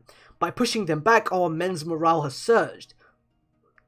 No, they retreated far too easily. Bro, they really do be sitting, dog. Holy shit! God damn! Yeah, she definitely don't look like no man. Cause if she does, then I'm a sus nigga. And I don't want to be a sus nigga. Cause I'm about to say some nasty things. So she definitely doesn't look like a man. I take that shit back. Hot damn. I have to have a little sip. God damn. This shit is unordinary. In which case the war elephants have performed their duty admirably. Their size and their rarity has completely enchanted the enemy and left them in high spirits. However, that is an extremely terrifying thing on the battlefield. Something's off. Enemies. Were there always enemies over there? Hold up, I need to change the track. I'm enjoying this music, but I'm gonna switch it to something else. There were enemies over there? No, they definitely weren't there a moment ago. The easier it is for someone to slip their hands around your throat without you realizing. In other words, the moment the magnificent opening performance disappears with the wind, is the moment the board unveils a field where you are already on the verge of a checkmate. How could it be? That means those huge beasts earlier, they were nothing but a distraction. Holy. Now then, with this, I'll be able to attack however I want. You had best be careful, Chin Commander Toll. Get me a report on the number of each formation and the amount of provisions. She just done something wild. Now that you're cornered like a rat, all you need to do is... He ain't sweating with nothing, bro. All you need to do is make one mistake and you won't even live to see the afternoon sun. Does this nigga look afraid to you? You know what I'm saying? He's just appreciating the seriousness of the situation. Is he sweating? Yo, is that sweat though? Oh, never mind. I think he is sweating. Never mind. I think he is sweating. Yeah, this nigga's sweating. God damn, she got toe sweating? Now you can just see. Oh, I love these. I love these panels. Toe is such a goat. Just him closing his eyes. This is storytelling, bro. Just him closing his eyes. Appreciating the seriousness of the situation. Just look at it, bro. This is storytelling, dog. Charge! Bring down the Chin Commander Tor. Incoming enemy troops to our left. Wedge formation between 3,000 to 4,000. And then he opens his eyes. Singled out during the crisis. Let's go! Ryukoku army. Tor deployed his men in a formation facing the enemy forces that were approaching at an angle. With Ryukoku as the center and two wings on the flanks forming a bell shape, his HQ was hidden in the center along with the reserve units. For someone who was already surrounded by enemies, this was a formation that boasted strong defenses from all possible enemy attacks. However, there was just one glaring fault with this deployment. A moment, please. Tor-sama, if we use all our troops to make this formation, then we won't have any more men to send to Rokuomi and Kano. Both of them have been surrounded by the enemy. If we don't immediately send aid, then they'll all be slaughtered right before our eyes. We cannot afford to send reinforcements. It's no longer possible for us to save everyone in this situation. Guys, I ain't gonna lie to y'all.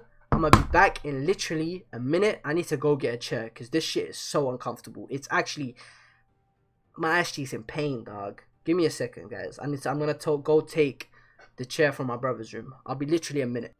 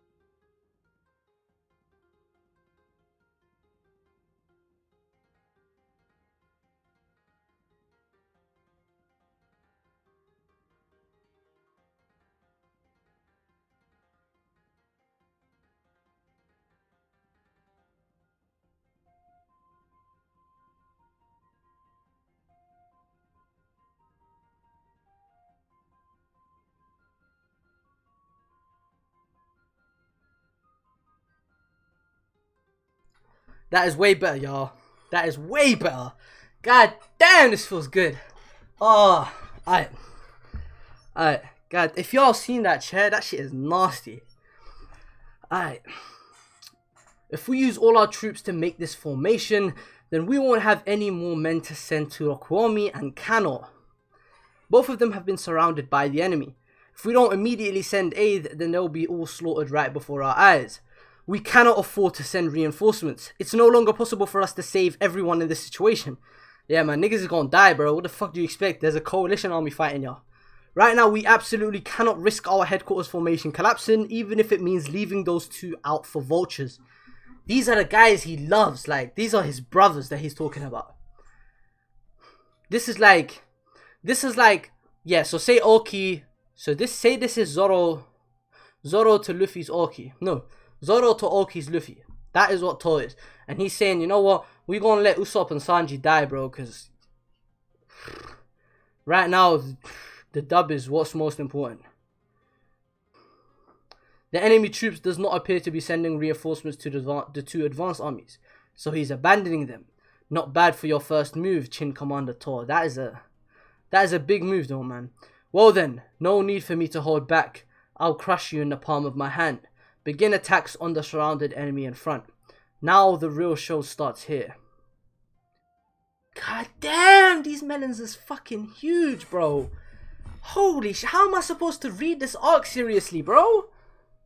God damn!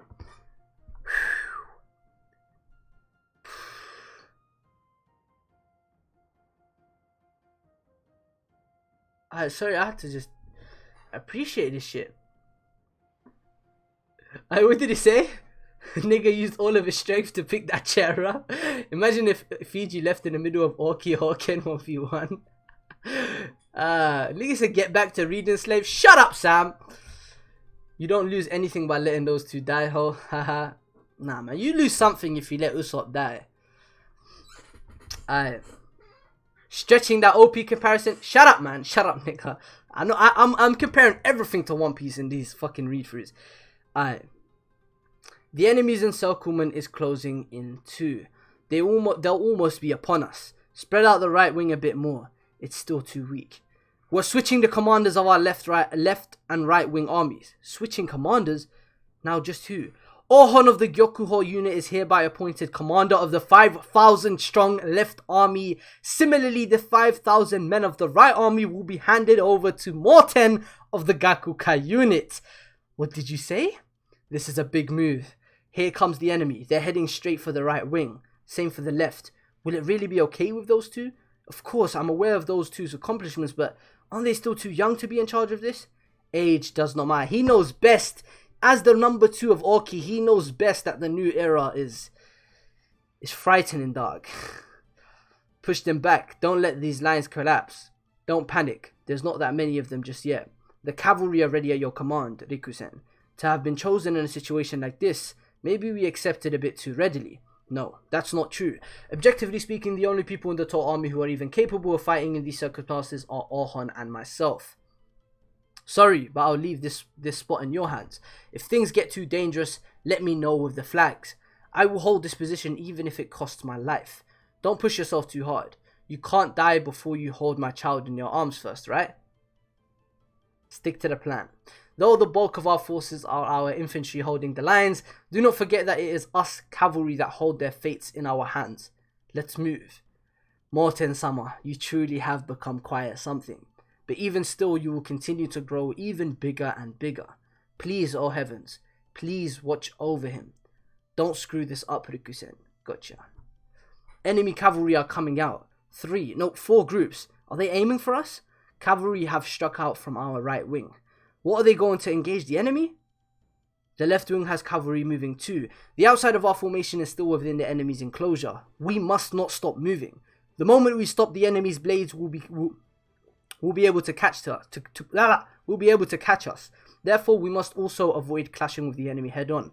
The target of our attack is the back of the enemy forces attacking our infantry formations. The right wing's cavalry has hit the attacking enemies right in their rear. It's happening here too. The left wing's cavalry are also overrunning the enemy's rear. Alright, that's enough. We're pulling out. Kokukin, you're in too deep. Just hitting them in the back is enough to greatly demoralize the enemy forces. Add another 5 strikes worth on top of that and it's plenty. We're leaving. The right wing's cavalry unit is pulling away from the enemy. Same here. They could have stayed for a bit longer. Morten-sama, there's a safe spot over there. That spot's no good. We'd find ourselves trapped after the second charge. You're too naive, Komoku. Morten-sama's always thinking 3 or 4 steps ahead while we move. To allow his cavalry to keep moving, Morten would memorize all the enemy possessions while on the move. Then he would once again strike at the backs of enemies at any spot that was at risk of folding. The enemy's falling back. It's thanks to the cavalry. Good. We can do this. The whole purpose behind the enemy's constant barrage of attacks is to deny our men any space to take a rest. However, so long as our cavalry keeps moving and providing assistance, our foot soldiers will be able to regain their breaths. So long as we can keep providing them with breathing room, this formation won't collapse so easily. Morten, go! We're disengaging. They've pulled back again. This side too. Kokukin's complaining about not being able to get his fill. Don't be stupid. This will drag out for a while. The loss of even 1 horseman is not to be underestimated. Our cavalry is the only lifeline that's still keeping us in this battle. What's going on? How can the 2 wings cavalry? they're making the same moves. They shouldn't have had time to talk with each other, and yet it was just as the surprise staff at Tor's HQ said. Morten and Orsen's movements, that's supposed to say Orhon, it was a mistranslation. Morten and Orhon's movements are so similar, it was as if they mirror each other. They were mirrors of each other's. Naturally, the two of them were not signaling each other or anything of that sort, but miraculously enough, the overlapping strategy was able to produce outstanding results. Thanks to the appearance of these two youths who took command of the wings, the battlefield of Tor and Karin began to slowly drift to a previously unthinkable even match. He's smiling. I was the one who picked them out. Alright, chapter 299, A New Approach. We almost had a big 300, y'all. We are almost at the big 300. I forgot to change for the last chapter, I guess. Interesting cover page. Interesting cover page. I'm seeing my boy Sen. Is that Morten? Is that Morten or Sen or Say? I actually can't really tell. I think that's Morten. I think that's Morten. Say looks a tiny bit different. And plus is the red. The red robes have me thinking it's Morten. Actually, no, it's Say. I don't know. Alright. Chapter 299, A New Approach. Peace out, Sharky. Thanks for pulling up, man. Enjoy your kingdom read through, bro. Kankoku Pass. Captain, more enemy archers keep popping up. I need to play some music. Hold up.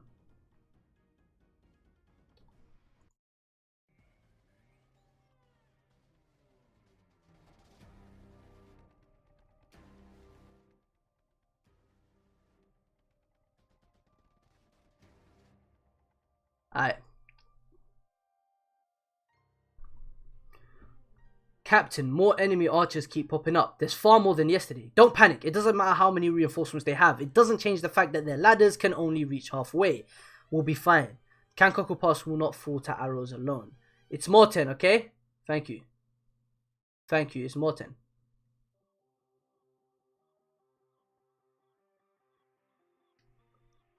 So why is the chat split? Y'all don't know? It's Say. I knew it. Yeah, I know. Morten's eyes are a bit... That's why I was thinking. But Morten wears the red or pink or whatever. So... Okay. Same shit, man. So it's Say. Okay, it's Say. That's better for me. I would rather it be Say. Because it's Say and my... It's the GOAT duo. Alright. Just think of it like this. If you want to fuck, then it's Morten. What about both though? Nah, anyways. Alright, Kanki. Giant crossbows. They're twice as big as compared to the Han army last time. So many of them. They've appeared before Generals Kanki and Choto's positions too. Siege crossbow. A siege crossbow is a siege weapon made by scaling up a crossbow and then mounting it on top of the cart. As the Chinese philosopher Mozi wrote, the siege crossbow was invented during the spring and... chat is pissing me off. Sam, shut the fuck up, dog. Sam, shut up, man. This nigga's so annoying. The crossbows of this era were capable of firing bolts that measured roughly 2 meters in length. However, the ones that appeared in front of Kankoku Pass now were equipped with stakes that were nearly 4 meters long. The Wei army just keeps bringing one oversized thing out after another. Guard the crossbows. Get ready to fire. It's just a bluff. Increasing the size of their bolts won't do anything. Just keep your heads down and you'll be fine. No, those must have some sort of trick. Home-sama. Begin. Fire. Holy shit. It's able to penetrate Kankoku Pass? Oh, there's rope attached to the bolts.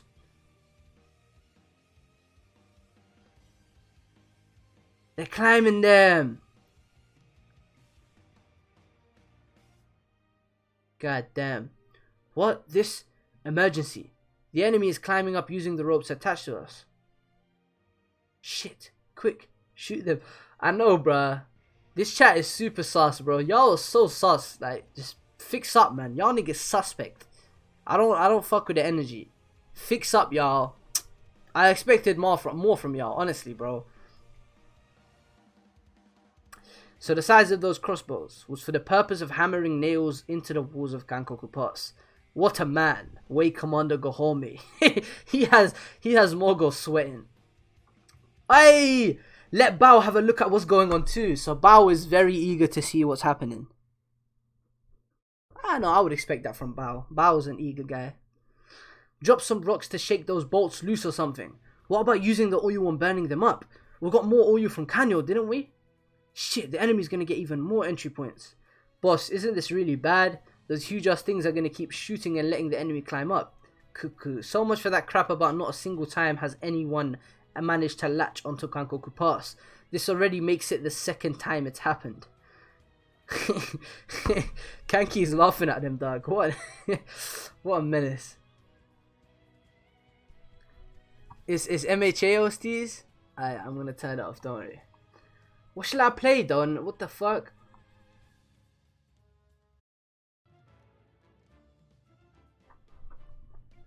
Let me put the volume down a bit.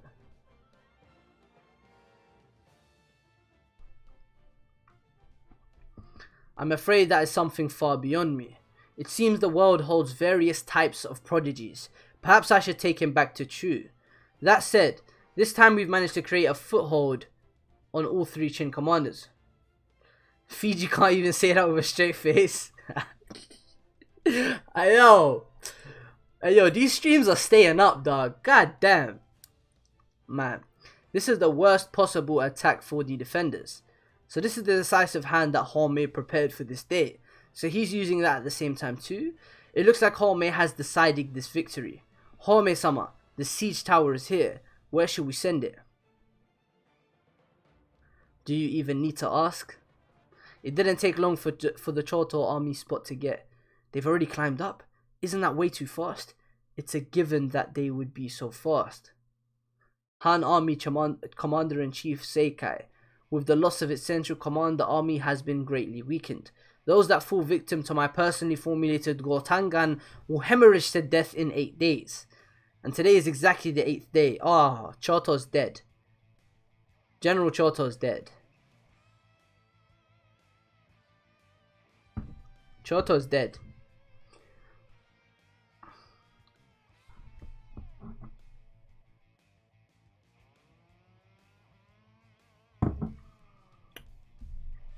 Get back, all of you. Who knows if this is contagious or not? Curse you, men of Han. So that poison was all for the sake of today. Oh, that's what... They timed it perfectly. God damn. General, it's too reckless for you to take command in your current condition. Having lost all of our advisors too, the reality is that our HQ has already collapsed. Hakuro has his own enemies to deal with. We cannot burden them. Let us request aid from General Kanki to our right. Do not. You cannot rely on that man. Kanki, 8 days ago. Do you have the resolve to protect this kingdom? We're going back to the conversation. I'm asking you whether or not you have the resolve to become a general who can shoulder this kingdom. Bandit Kanki. Why the hell would I have something like that? Have you gone senile, you old geezer? This nigga Kanki is a fucking menace. I take back what I said. I take all of that shit back. I've always wanted to say how all you idiots are friggin' annoying. Going on about your kingdom being on the brink of destruction. What the hell's so great about kingdoms anyway? If you peel off the outer skin, it's nothing more than a cesspool where a chosen few are allowed to treat the common folk however they want. What did you say? The resolve to protect this kingdom? Don't make me laugh. I couldn't care less about whether or not Qin gets destroyed. Kanki's a fucking monster, bro.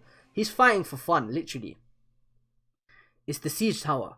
Wei's giant siege tower is heading this way. Damn it. Oh, no. Nah. The chapter just ended with this. The chapter just ended with this, bro. The chapter just ended with this. It ended with a cuckoo. Nah. He's about to show out. That cuckoo is interesting, dog. Chapter 300, Danger of Falling. We hit the big 300, guys. Let's fucking go.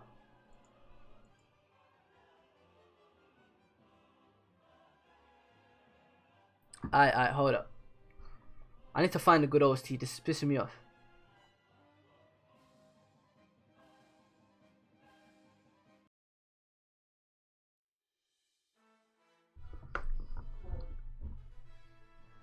Chapter 300, Danger of Falling. I couldn't care less as to whether or not Chin gets destroyed. Then for what reason are you here? Good question. If I had to sum it up in one sentence, then it'd be because I'm fucking good at warfare. Much more than all you dumbasses who think you're great just because you're a general or whatever. Someone like you who rose up from a bandit has no right to belittle generals. Do you have any idea what sort of path men known as generals have to walk to stand at where they are right now? Do you have any idea what sort of resolve they carry to be able to stand there? Not a single one of them is some half-baked man like you. Yes, very commendable. What a tragedy it is that you're all so weak then. Oi, Choto. Then does that mean that you have the resolve to give up everything for the sake of Chin? What a foolish question. Very good. Then when your spot is in a jam, feel free to come and grovel before me. If you touch your head to the ground saying, please help me, then I'll come save your ass, no problem. Pretty good deal, right? But you know, that's exactly what's going to happen. It's not going to be Hakuro or you who screw yourself up and get himself poisoned. Whether or not Kankaku Pass will manage to hold out is all going to come down to my cleverness. As much of a fucking villain as he is, I'm sure you can count on this guy, dog. I am sure you can count on him, dog. Even more enemies? Alright, the siege tower is latched on too. They're right under us. Ah, they're pulling up. They're pulling up. They're climbing up. What the hell are you doing? It's no good. With the siege tower and the nets, the enemies coming from practically everywhere. What are our reserves doing? Due to our large number of wounded, they're having difficulty switching out. Damn it. It's a complete mess down there. We should ask the Mongol army for reinforcements after all. No can do. The Mongol army have their own hands full dealing with their position. It's the same for the Kanki army on the right. There's no reinforcements anywhere. What? This is bad. This is really bad. It seems the center is beginning to crack. Once it collapses, the Wei army will immediately capture that area. And with the capture of one point, the other two bases will swiftly follow. In other words, the fall of Kankoku Pass. Y'all gonna be pissed off. Fiji streams 90% fighting OSTs, 10% reading. Yeah, that's facts. I'm about to put my playlist of my own music on. It's not really the right vibe for it, but I'm gonna listen to it anyway. And I'm gonna mute the music on here so y'all don't hear it.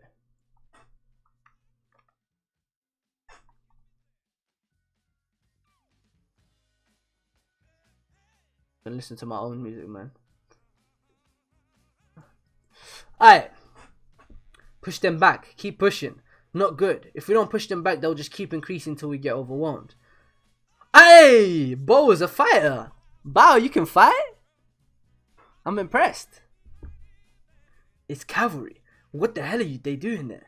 Cavalry, you say? Kanki. What? I just realized.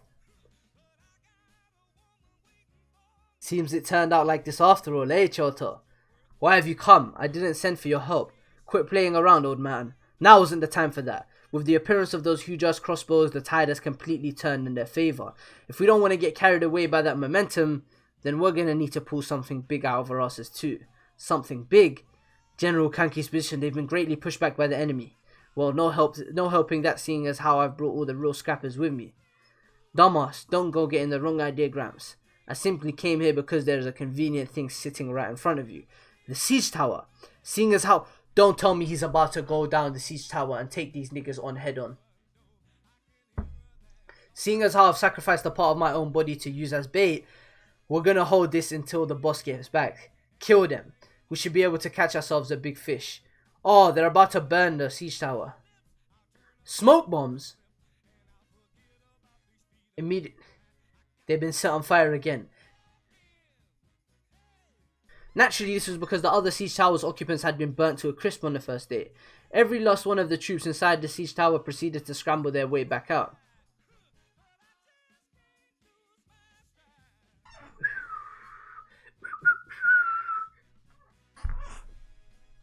Goddamn Kanki. Kanki is too goddamn raw, bro. The confused Wei soldiers who had disembarked from the siege tower would bear witness to a shocking sight. The sight of the Kanki army descending out of the siege tower and onto the ground. Niggas ain't ready, bro. This nigga said, I'm taking y'all on head on. I don't care how many of you there are. Holy shit.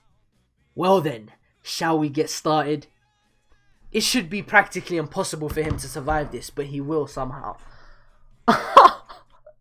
This nigga's a monster, dog. This nigga is literally a monster. Steve-O moving sus as fuck. Kanki so clean, his dialogue always go crazy. On God. Stop whistling. Croc, bro, you keep talking like we homies, dog. Just like, head out, bro. Ain't nobody want you here anyways. Sounds like a dying what? Dying bird? Chapter 301, Sea of Enemies. God damn.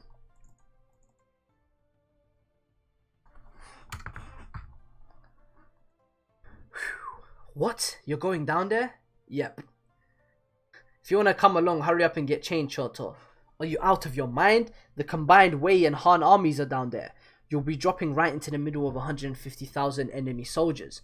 You'll be throwing yourself right into a sea of enemies. This guy is a monster. He's actually a monster. That's right. They just started normally. Take the flag. That's enough. That's enough. Disengage. Let's move. A charge against an army of tens of thousands with this many men. Kanki is fucking insane, bro. He's actually insane. Alright, we've broken out of that mess. Piece of cake. It's too early to get happy. Thanks to the smoke bombs, all the men near the foot of the tower were in chaos. The real thing starts here. Amazing. Are we really going into that? Kanki's unit is... No need to fret, Raido. Everything's going to go just fine. Shields up. Bow, why are you so shocked there's so many people, bro? It's a fucking war zone against the coalition army. You fucking retard. Nothing would be more lame than getting sent to the next world by a chin arrow. Incidentally, oh, he would rather die on the battlefield, sword v sword. You know what I'm saying? He's not trying to be taken out by an arrow. Incidentally, neither Han nor Wei's HQs noticed that the Khan unit had descended onto the ground. Not only did the smokescreen obscure vision, Kanki's men were not seen due to how swiftly they had departed from the scene. They had only seen the men near the siege tower in a state of confusion due to some fire scheme. But that was not the only reason. The commanders themselves had given their full attention to what they believed was the decisive clash occurring on the walls of Kankoku Pass. And Kanki, who had expected all of this, proceeded to brazenly wade right through this huge sea of enemies. What a fucking G. This man is insane. This man is insane. Kanki is so goddamn raw, bro. Wow. Wow. Nah, man, that is incredible. That is actually incredible. Choto-sama, this is Kanki. What a man. To sneak into an enemy army disguised as their own like this isn't too rare in itself. Occasionally you would infiltrate them as a small unit of soldiers like this too. And naturally the bigger the enemy, the bigger the enemy army and the more confused they are, the higher the chance of success. All of this makes perfect sense. However, to have personally decided to undertake this against the combined Wei and Han army of 150,000 men, what nerves and an eye for strategy. This isn't normal. This is the first time I've seen a man do battle in this manner. Kanki's talent could very possibly be on the same level as Qin's 6 great generals. Impossible. Are you telling me this sort of scoundrel really possesses a strength on the same level as the Qin 6 generals? Yes, the 6 generals that you couldn't live up to. Wipe out every last one of the Qin scum. Boss, this guy is actually too fucking smart, bro. He's acting like he's one of them, bro. There's 150,000 of them. They're not gonna recognize him. Oh my god, man. Boss, we're about to reach the Han army's position. We're gonna steal us one of Han's flags next. Don't be stupid. You think we can make a commotion here? But we've only got a Wei flag. It won't be a problem. Wei siege crossbows have been deployed inside the Han's army position as well. It won't be strange to see Wei soldiers entering their formations. Besides, just take a look at this. The Han army has completely lost themselves in the battle. Right now you could be carrying a Qin flag and they'd probably still let you through. I see. Shit. Well then, guess we'll just let ourselves in. This direction. Could it be that Kanki is aiming for... Oh my god, he's aiming for the top dogs. He's gonna do exactly what he done in Sanyo. Just what are you doing? What are you after down there? What is your objective? I told you we needed something big, didn't I? Ain't it obvious? He's aiming for their commander. At first I thought he was going after the Wei commander, but it seems it's not the case. Kanki's target is Seikai, the Han commander-in-chief's head. The Kanki unit of 80 men was but a tiny pebble in the 30,000 strong formation of Han archers. Nigga said, with 80 men, I'm about to change the tide of this battle. Oh my god, what a fucking goal. The Kanki unit was completely hidden among the huge enemy forces. Under a rain of Qin arrows, they advanced forward to a point directly perpendicular to Seikai's HQ. Compared to Gohomei of Wei, Seikai's HQ was located much closer to the front. This wasn't due to Seikai letting down his guard either, just that normally in this situation it would be unthinkable for enemies to appear. However, this positioning illustrated the difference in caution between the two commanders, and Kanki was able to clearly see this difference from the top of Kankoku Pass. Are we just going to head to the HQ like this? But the closer we get to the HQ, the farther away from Qin's arrows we'll be going too. Won't they find us suspicious? No. We should be able to make it out of these archers at least. Their attention is also focused on the collapsing Kankoku Pass. However, there still remains a problem ahead. No matter how far we manage to sneak in at the end, it's still going to be a showdown of strength. To break into their HQ with just these 80 horsemen is going to be difficult. At the very least, we'll need 400. Choto-sama. Over there is a detachment. Kanki actually split up his men so that they wouldn't attract attention. And that way too. In total, that makes us 5 different units. With this, we'll have 400. Kanki is too fucking goated, bro. This Kanki moment reminds me of Bronn in Game of Thrones. Give me 10 good men and I'll impregnate the bitch. My god. He is a lot like Bronn, innit? He is a lot like Bronn. He does everything for himself.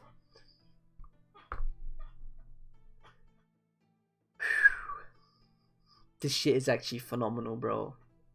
How many more chapters have I got? I've got 26, right? Oh, no. I've got 17 left. Kankoku Pass. Kanki's army's position. No retreating, you bastards. We've got to hold out until the boss gets back. Poison arrows. The Black Archer unit has arrived at the top. Good. Now that the Black Archers are on the scene, it's only a matter of time before the enemy crumbles. Great. Though we might have borrowed the strength of Wei's siege crossbows, the honor of breaking down Kankoku Pass shall still belong to us. We'll have outwitted all the other armies despite being ridiculed as the state to have sent the weakest force. Urgent report. A unit of Wei soldiers have broken through our ranks and are headed this way. Broken through? Have there been any messages from the Wei commander? I don't know. They seem suspicious, and the moment the 10 unit accosted them, they turned their weapons on us and started riding through our formations. Now just wait a minute. Wei soldiers starting fighting with our Han forces? What is the meaning of this? Now we can save the details for lately. More importantly, those Wei soldiers are almost upon us. What? Kanki unit 400 men. Kanki, this point on will be an all-out melee. Split your men into 3 groups and fan out to the left and right wings. I will lead the center. You take either the left or the right. You want me to leave the center to a walking corpse like you? He's gonna die anyway, so I know he's willing to go out like a G, you know what I'm saying? Don't underestimate me, brat. The Choto troops who have carved their marks on the annals of war ever since the days of King Shou are 100 times stronger than the likes of you brigands. What's this? These guys are pretty good. What is with those men? At any rate, you have to stop them. Who they are matters not. Anyone who turns their blade against our headquarters is an enemy. Hold nothing back. Wipe them out to the last man. Yes, sir. All units engage the approaching enemies. Call back the reserves that was sent to the front. Hurry, they've broken through the second wall. Kankoku Pass, Morgo's position. Kanki and Choto have left their positions and struck out. Hence, it has been requested that General Morgo move to the central watchtower and take command of the entire pass. That is Simply keeping our own position in check is already a handful. Did Choto Dono truly say that? Yes, sir. Without a doubt, Choto Sama himself also apologizes for this. For Choto Dono to request something like this, despite knowing how rash this is, are you going out with the resolve of not coming back? If it's Kanki, then fair enough, but why would you do something as reckless as this? Poison. Come to think of it, there was a report of Choto's HQ being hit by a poison of some sort several days ago. Could it be that you've been poisoned? Are you looking to meet your end on the battlefield, Choto Dono? Yeah, I respect it, man. Is that Dukyo? Oh, no, it's not. I just saw fucked up teeth and I thought it was here. But it's Choto.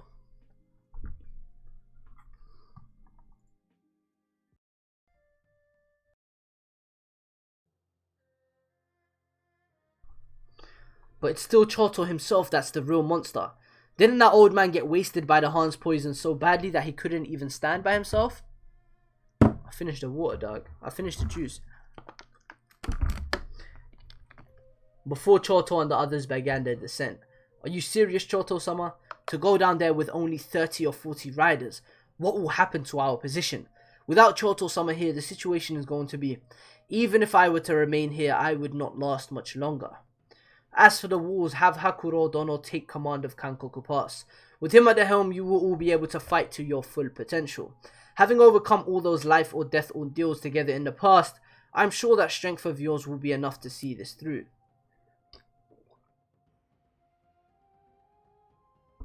Hey, someone put that in Google Translate for me, dog. I don't know what the fuck dog just said. Before Kanki came, I had thought that on these walls would be where I would pass on. But instead he is planning on striking out into this huge sea of enemies. Though he might be a scoundrel, he is a brave man. Apologies to all of you, but at the very least I wish to choose where I die. Please forgive this old man's final selfish request. To have fought by your sides up till now, it was an honor, Choto-sama. This guy was nothing to me before this chapter, dog. He wasn't impressive to me in the slightest. He just looked kind of raw. But this is fucking epic, bro.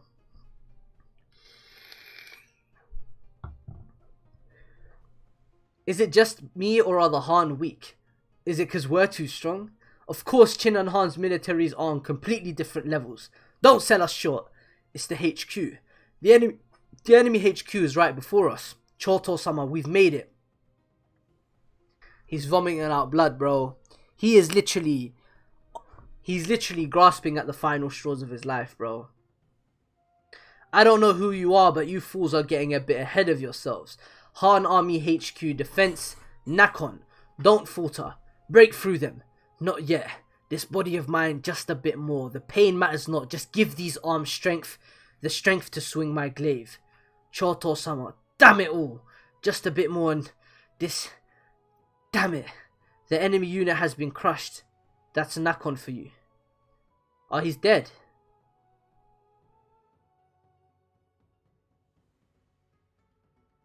Seikei-sama. The enemy troops that spread out to the sides have circled around to our rear. Having deduced with his sharp eyes that the just destroyed Choto unit was bait while the two flanking units were the true attack, Seikei surrounded himself with elite troops from Nakon's retinue and moved forward, away from Kanki in what he believed was the least riskiest move.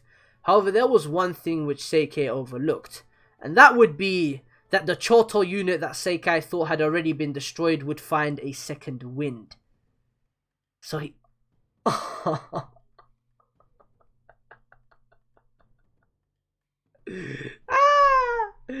Good lord. Oh, it's Rafa's homie. Oh, bet. Y'all can have your own little conversation, dog. I don't really mind. I know y'all talking shit about me anyway. Fuck you. Chapter 303, General's Pride. That's the Han Commander Seikei. Bring him down. Surround him. Don't let him get away. Choto-sama. Choto is in the Chin Commander. Seikei-sama. The enemies to our rear are also fast approaching. There should still be some defenses in the rear. This is more important. Woo! What a spread. Let's fucking go, guys. Respect to Choto, bro.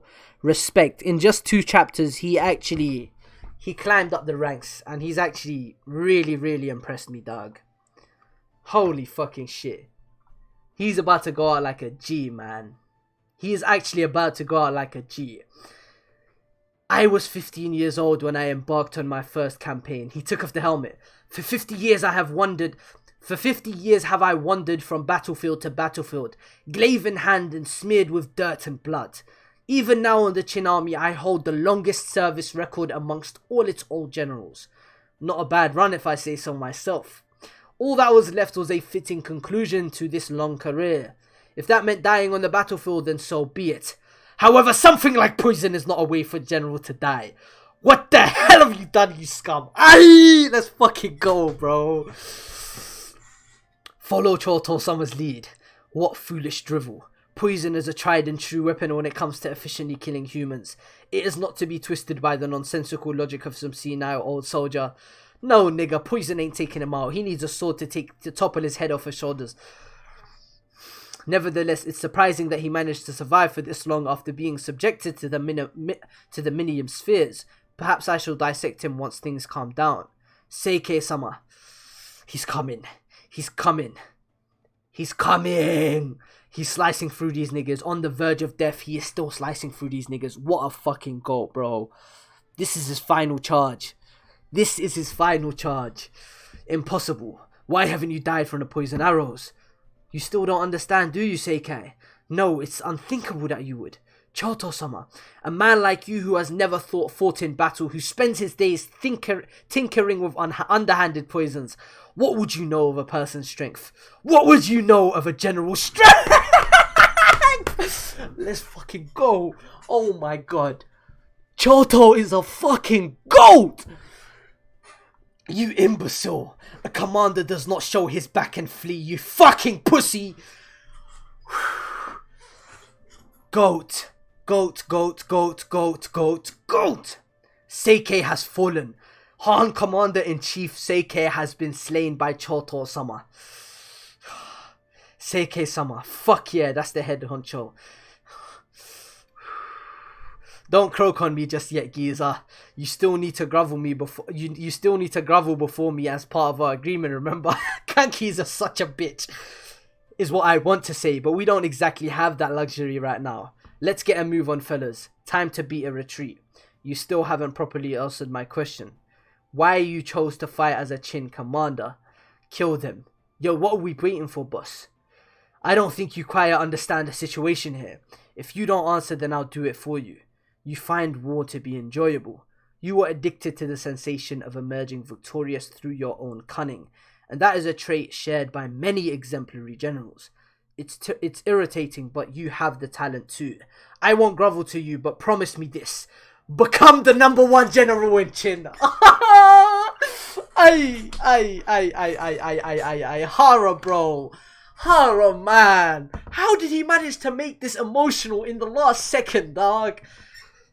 Kanki, I leave Qin to you. Save the sleep token for when you're dead, Gramps. This is so fucking beautiful, bro. This is brotherhood. This is what being on the same side, fighting together means, dog. It doesn't matter if you don't truly get along. As long as you're fighting for the same cause, you're brothers. That's how war is. That's what Kingdom portrays perfectly, dog. What a beautiful chapter. Choto-sama. What an indecisive old man. Good grief. Qin General Choto falls in battle. What a beautiful fucking character. What a fucking goat. He went out like a goat. The entire time, for the 30 or so chapters of Coalition that I've known this guy, I thought he's just another guy. I thought he was probably the only general I never really cared about. And he just done that. Chapter 304. And I see Shin's name in the title. Let's go. Well, let's go. We're finally going back to Duke Hyo. Let's go, man. Hara is absolutely phenomenal at utilizing his cast. Phenomenal. There isn't a single character that is useless in any way. Every single fucking character serves a purpose. Every single one of them. Seikai-sama, how did this happen to him? Where has the enemy gone? By the time the Han army as a whole had realized that something had gone wrong at their HQ, Kanki had already fled the scene and was swiftly making his way back through the sea of enemies. At the same time, Kanki's men were also doing their best to destroy as many of the siege crossbows as they could. Thanks to this, Gohome took longer than usual to realize the Han HQ had been hit. However, as expected, Seikei's head had come at a cost. Facing Kankoku Pass, the left side belonging to the Kanki army had been greatly overrun, to the point where even the 3-story watchtower had been set ablaze. Holy shit. They really are taking Kankoku Pass, bro. Fucking hell, bro. The enemy is using our right stairs. Not good. Really, our reserves at the bottom of the right side. Can we hold? The Han commander Seikai has been slain, you say? He's been killed? What the hell happened? About that, we have a number of conflicting reports. Some say he fell to Wei soldiers, while others indicate it was the Qin commanders Choto and Kanki. Choto and Kanki? If those reports are true, then I'd imagine it was one of Kanki's surprise attacks. It's the same vein as the one in which he slew Wei commander Hakukisai during the Battle of Sanyo. He actually managed to kill one of the 5 commanders of the coalition army. You know what that fucking means? That ex-bandit. Kanki is such a goat, bro. Top 3 generals, no doubt.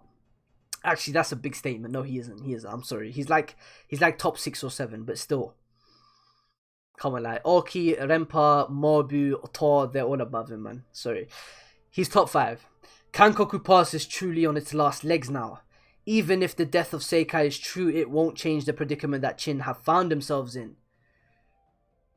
Duke Hyo army versus Zhao army battleground. My goat Shin, covered in blood, slicing through them like cutting cake.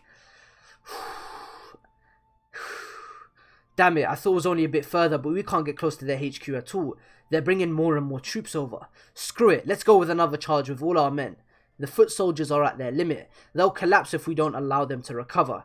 Shin of the Heishin unit, you are to retreat back to the midpoint. Our Kai unit will take over this area in your stead. What? We can still fight. Stand down. We're an independent unit under Duke personal command. We don't need to follow your orders. These are orders from the Duke himself, you brat. They're all drinking, dog. So good. This water tastes so good. Feels like we've been brought back to life. Thank God. Man, I'm amazed that they managed to set up a resting spot all the way out here. Back we go. Too fast. Shin, are you okay? That U-10? I was far too naive in my tactics. As expected of Rihaku of defense, the man who gave even Mobu trouble at Bayo. His skill at diverting strength is impressive. I'm gonna change our men's deployments. Slightly, okay? Nah, we don't need to bother with that 10. It ain't tactics. The bastard just keeps pulling back at the perfect time and refuses to come at us seriously. No, but, like, that is tactics. Fucking Shin, idiot. Now, have a drink of this and cool your head a bit.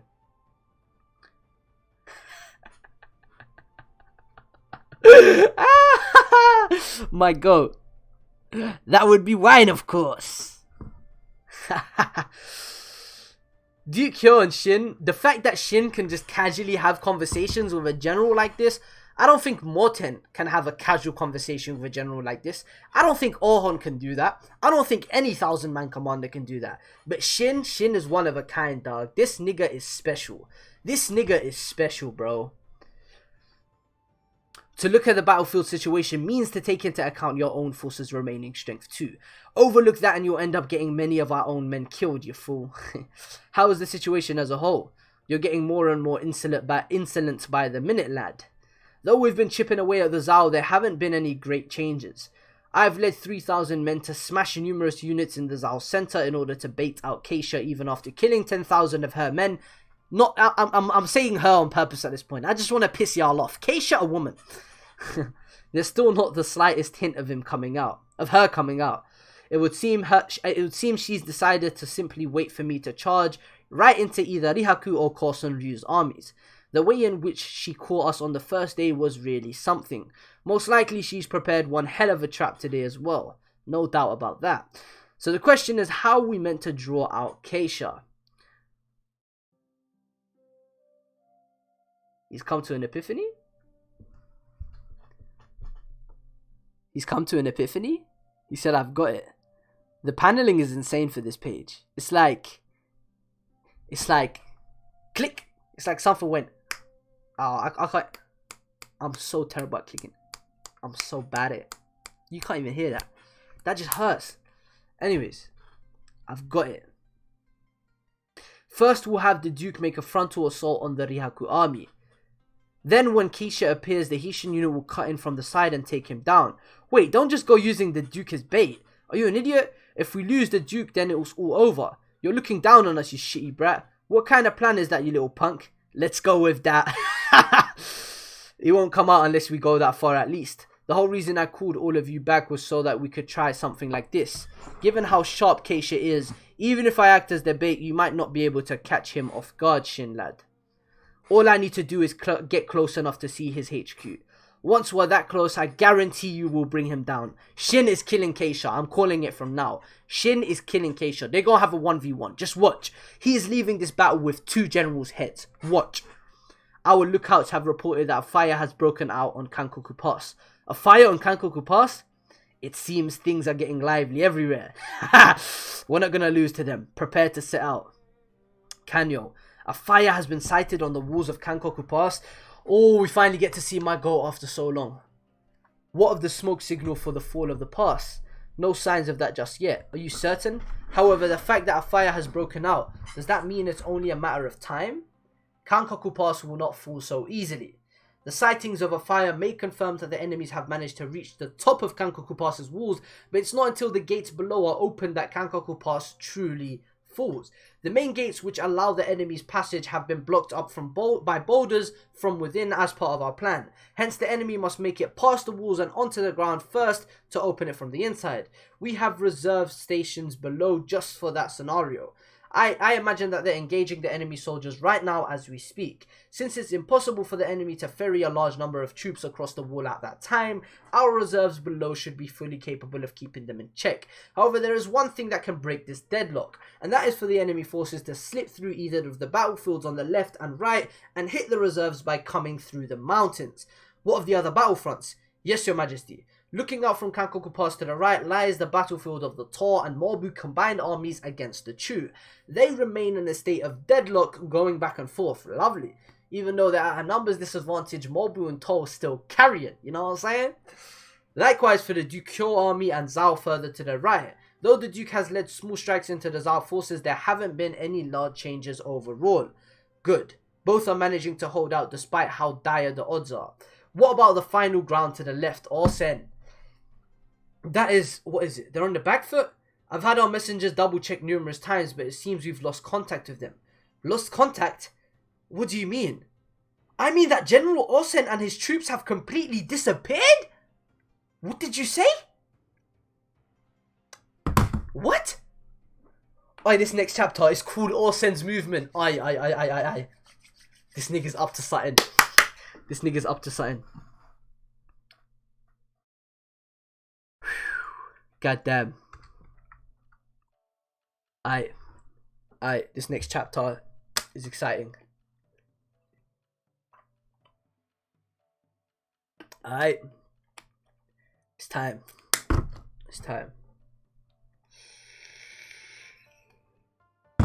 I've wondered about Orsen for too long. For too long. I've been wondering about this nigga for too long. What has he been up to? Kankoku Pass has been set on fire? Shh, you're too loud, Kochan. Then does that mean Kankoku Pass has fallen? I don't know. The report didn't say that it had actually fallen, but there's no mistaking that it's reached a dangerous point. What should we do, Yu-chan? You still haven't heard from the king yet? Have you finished preparing your baggage too? Yeah, but I still think that if the time comes, His Majesty would probably organize something. Most likely, yeah. But at times like this, we must always prepare assuming the worst possible scenario. The worst situation? In the event that the enemy really does manage to make it all the way here into the royal harem, then the one who would suffer the most would be you, who is carrying His Majesty's heir inside of you. I'm scared. Your Majesty. Yeah, it must be scary, bro. Get a grip. Now that things have turned out like this, we have no choice but to prepare ourselves for the worst for the worst, like all the women in the warring states. We'll prepare ourselves as much as we can, and all that's left is to pray for the men's victory. Oh heavens, please grant victory to the Qin army. What? The Osen army has disappeared from their post? He hasn't just decided to run away, has he? Ryofu is sweating. It's not unthinkable. Osen, as head of the same family as the famous Orki but of the main family, it is rumoured that he is equally as talented as Orki himself. However, due to his dangerous ambition, he never received King Shou's favour. Dangerous ambition? Osen does not possess a shred of loyalty or patriotism. The reason being, it is said that he desires to become a king himself. What did you say? You fools. Why did you appoint a man like that to such a crucial post? Who would have thought he would turn tail and run?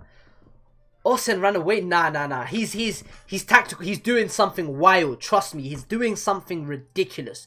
Ain't no fucking way this is happening, bro. It's impossible. It's impossible.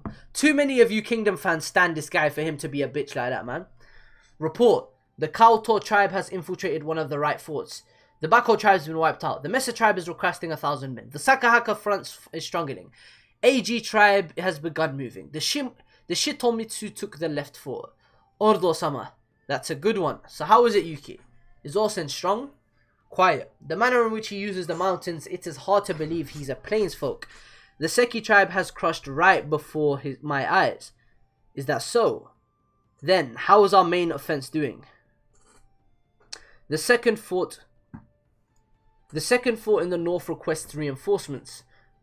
Sure, it's quiet around here. Seems there's fierce fighting everywhere else. Yeah, we've never been pressed so hard before. What? What Ordo's main attack unit struck at was the center of the Osen army that was responsible for sending reserves to reinforce the various forts. In a way, it was the heart of the Osen army. To have lost such a vital point which should have been protected by sheer cliffs, even the Osen army was greatly disturbed. Osen-sama, we should quickly devise a new network. And it was during this moment that Osen had made his decision. We're withdrawing. Even while running away, they make sure to do it thoroughly. To think they just let go of all these forts. So the Osen army, they pulled out so fast we've actually lost track of them.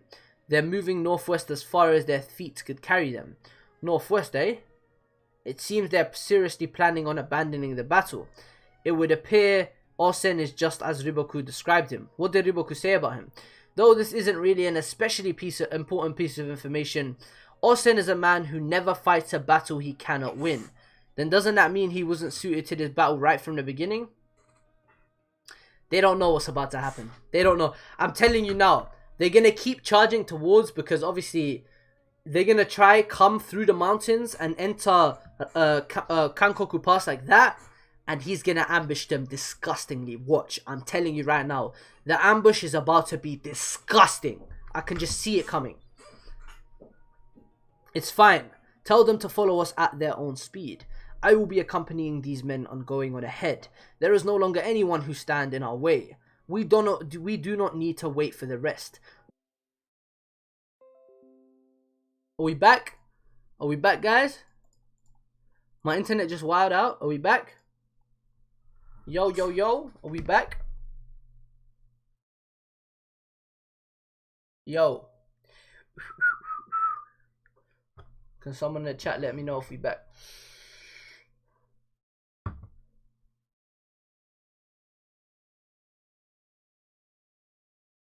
Yo.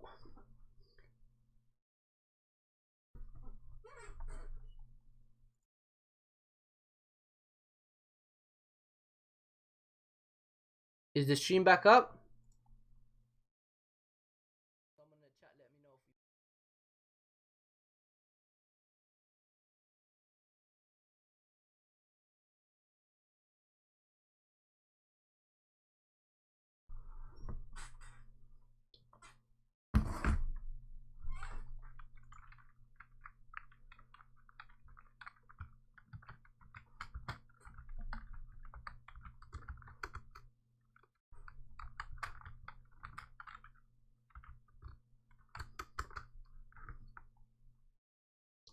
Yo.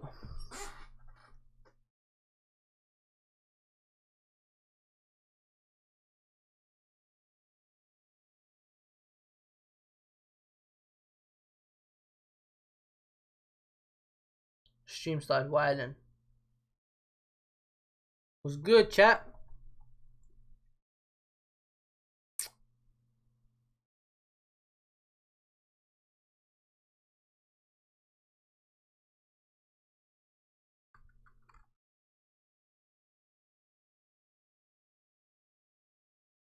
Oh, okay, it's working. God damn. Everyone been saying we're back. Refresh your chat. How do I refresh it?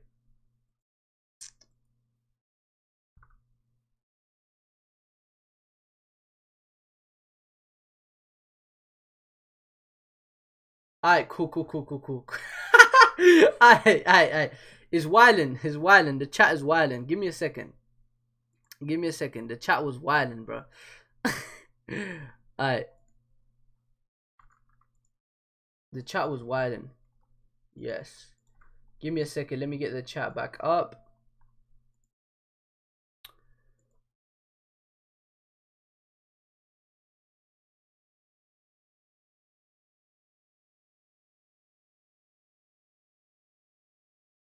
Man. Don't know what just happened to my internet. 105? God damn.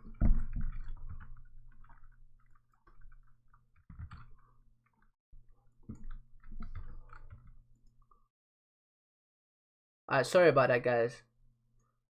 Thanks for bearing with me. Alright, we should be back in business.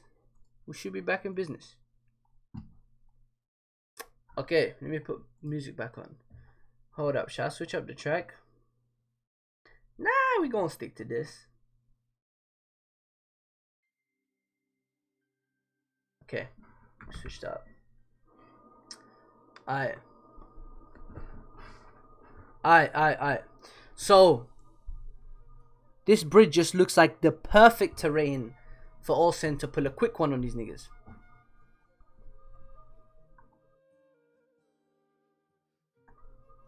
This music is fucking beautiful.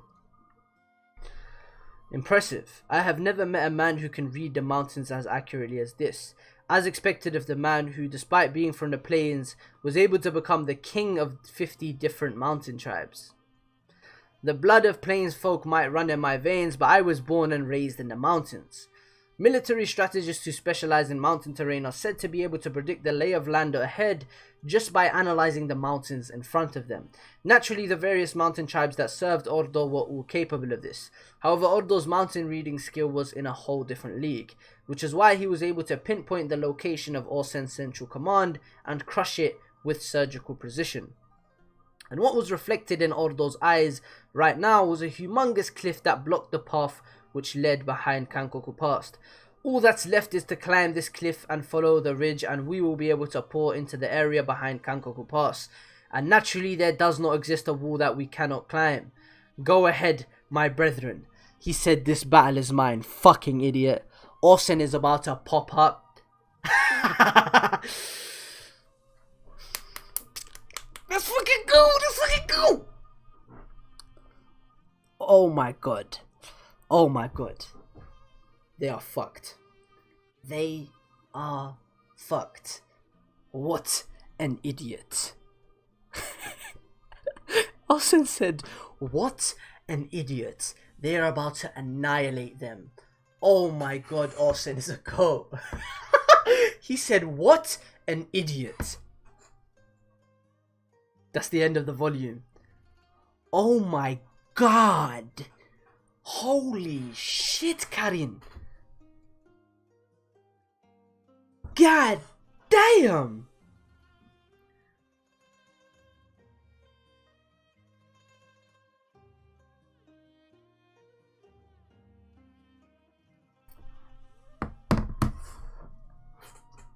I won chapter 306, guys.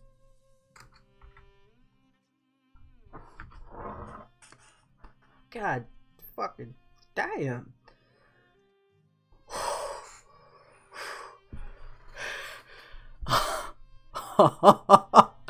Oh my god, the greatness.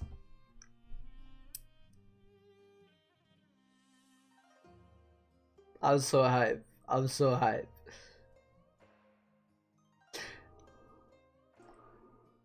Keep it up. We're not gonna lose to the other tribes. Oh my god. Orsen fucking, my god. Orsen's fucking flexing on these niggas, bro. He is actually flexing on these niggas. Someone managed to catch me off guard in the mountains? Impossible. That's unthinkable. Orsen's army struck off to the northwest a while ago and hasn't turned towards us. Even if they split their troops and sent a portion to intercept us, my pursuing unit should have detected an army of that size. Just how on earth? They never moved. He was waiting to ambush me right here from the very start. Right from when the battle first began. Damn you, Orsen. You had me dancing to your tune all along. Go. Go.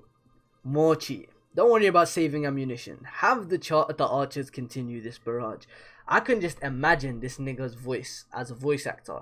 Just the amount of drip this guy has.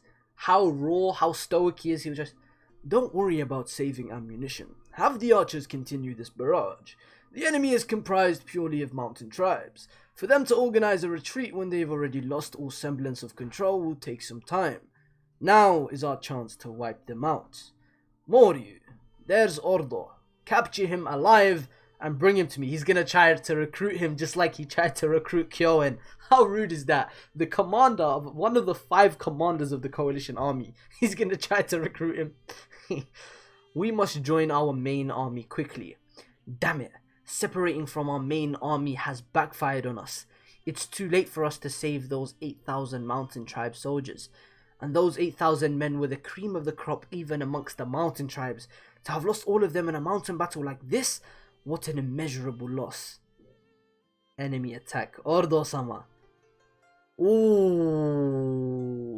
Ordo is a monster. Don't get it twisted. I was dissing him a little bit too much. Nah, he's a monster. Don't underestimate me that much. Yeah, he told me. He reminded me, dog. And ultimately, Ordo might have managed to escape from Orsen, but 8,000 man tribe soldiers lured here by Orsen were all completely slaughtered. The core of Ordo's army that served as Ordo's main offense were wiped out here. The moment the wounded Ordo fell back to the location of his main army, the Orsen army once again disappeared. There was no one who knew better than Ordo just how dangerous it was to lose sight of your enemy in a mountain battle. No surprises there. The Yan army would then choose to fall back even further and take up positions inside the now empty Orsen forts so that they might reform their troops. Due to this, now it was the Orsen army that could not lay a hand on the Yan army. But upon seeing this, Orsen simply smirked and disappeared back into the mountains. This guy is he is a tactical fighter, bro. He knows exactly what the fuck he's doing. For a moment, the Yan were actually on the verge of flanking Kankoku Pass, but ultimately they were forced into holding their position here for a long time. And so the Battle of Kankoku Pass, which began arranged like this, had passed the first half of the 15th day, the decisive day as declared by Coalition Army Advisor Riboku. Fire had lit on the walls of Kankoku Pass with Han and Wei soldiers pouring in from the left wall. Even the inside of the pass had become a battlefield. While on the furthest edge lay the match between Duke Hyo and Keisha, a showdown between instinctual types with neither giving a single step, the battle rages on as an abnormal killing intent enfolds the battlefield.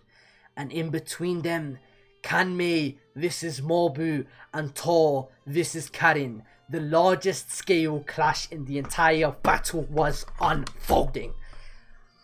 This is about to be the greatest. If we actually get 1v1s for both of these, I am going to lose it. If we actually get 1v1s, multiple 1v1s, I am going to lose it. I am actually going to lose it.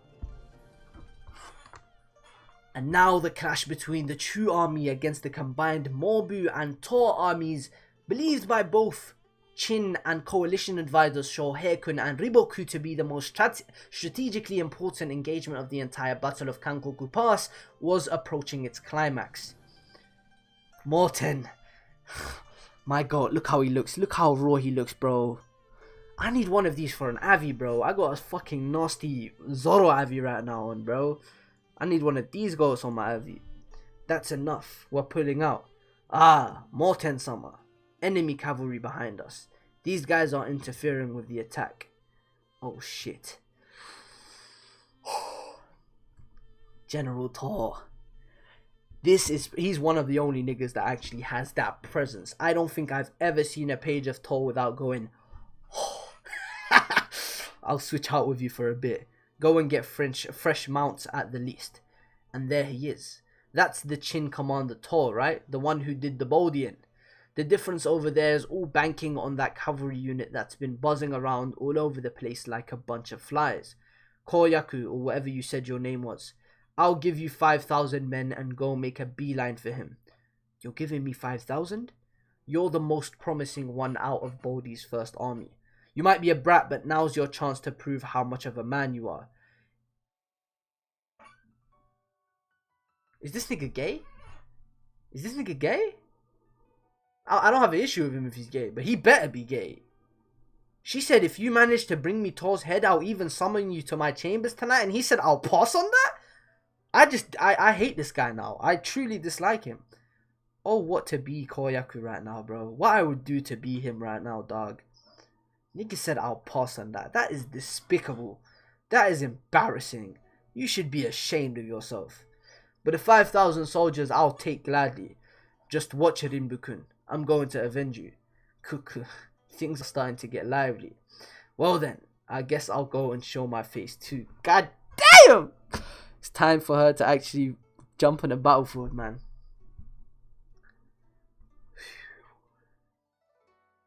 Chapter 307, 5,000 man Commander Koyoku.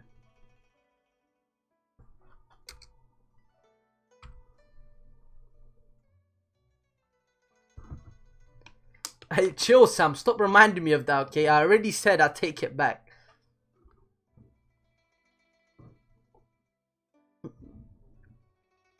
I just read what Utsuro said and he low-key spitting. If that's the case, I'm definitely fucking passing. Fuck no. Koyoku army 5,000 strong. All of these guys are under my command. Yo, that's hype. That's hype. Even though he a bitch nigga, I'm happy for him, man. I am definitely happy for him, man. Our target is the Chin Commander Tor's head. We must avenge Rinbukun. Let's do this. Amazing. Koyoko is really heading off at the head of 5,000 men. And Hakure said it's still too early for him.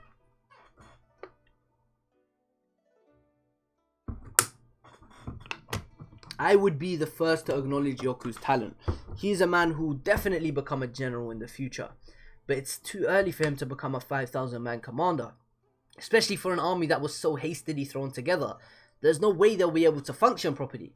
Just what is General Karin plotting? Oh shit. Is she planning to like use these guys as bait? Sacrificial lambs? Just how exactly are you planning on fighting against the Chin Commander Tor?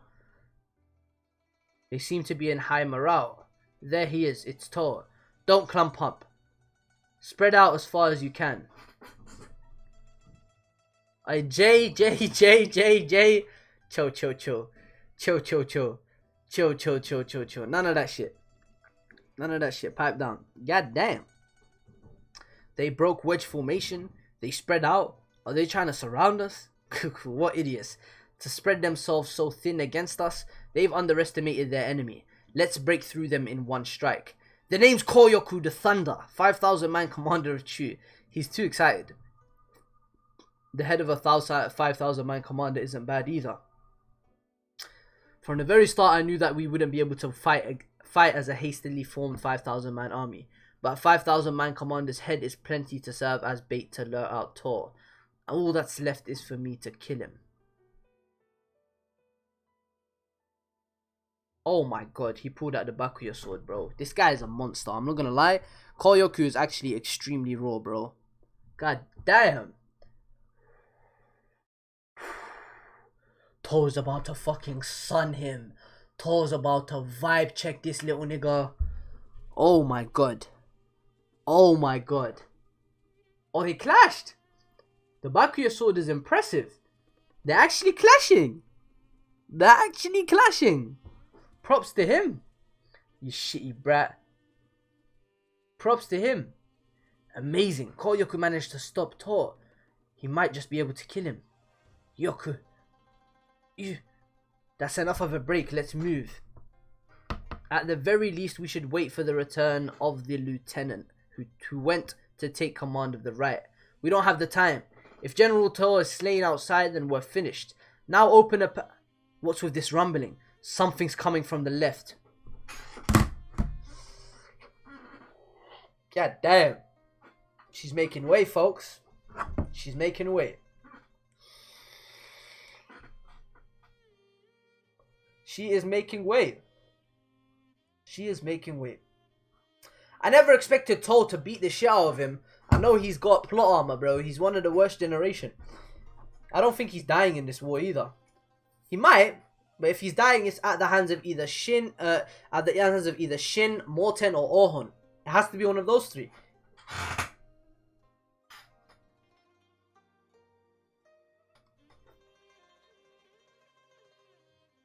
It's General Karin. General Karin has come out.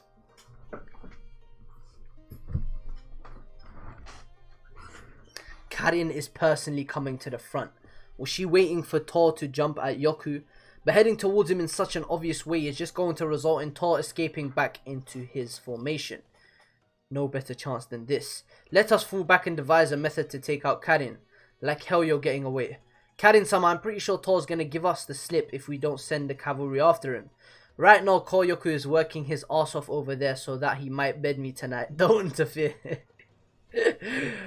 Smokey got a nosebleed and shit, dog. Smokey can't handle her presence. Smokey a simp. I expected more from you, bro. We are going to smash open the front door of that square formation. Ryukoku-sama, Karin's main army is heading this way. God damn. God damn. Chapter 308, Karin Army's Assault.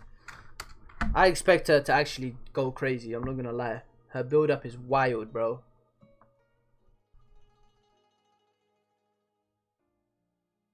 Chapter 308, Karin Army's Assault.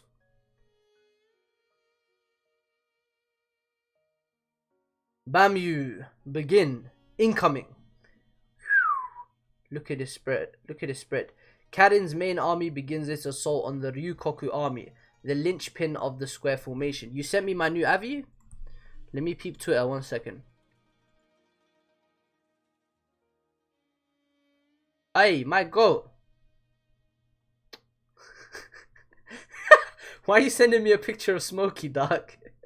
I hate this nigga, bro. I actually thought you sent the Morten pic. Alright. Karin's main army begins its assault on the Ryukoku army, the linchpin of the square formation. The enemy has made it as far as the third wall. Mobilize all of our reserves. Ryukoku-sama. They're strong. They might not possess speed, but they're steadily pushing forward in an orderly manner. To be taking this approach that doesn't rely on momentum must be because they're confident. However, this predicament is also a 1 in 1,000 opportunity to slay the true commander Karin. Is Taigo here? You are to break out from the side and mount a charge on the Karin army's flank. The Karin army may be composed of elites, but your unit was once considered to be one of the most powerful in the Oki army. Bring me Karin's head! Yes, sir. He's about to get... Yeah, he is about to get sunned. Unfortunately, he's gonna get vibe checked. First things first, we have to kill that brat of a 5,000 man commander who keeps marking To-sama. He's a monster though. Oh my god, look at the choreography in this panel, bro. Look at this shit, man. Holy fucking shit, this is phenomenal. Look at it. Appreciate it. Embrace it. Greatness. Revenge for Rimbukun. Back to the square formation. These men, what sturdy defense. Impossible. Our Taigo unit can't even get a single step in. So these are Karin's elite soldiers.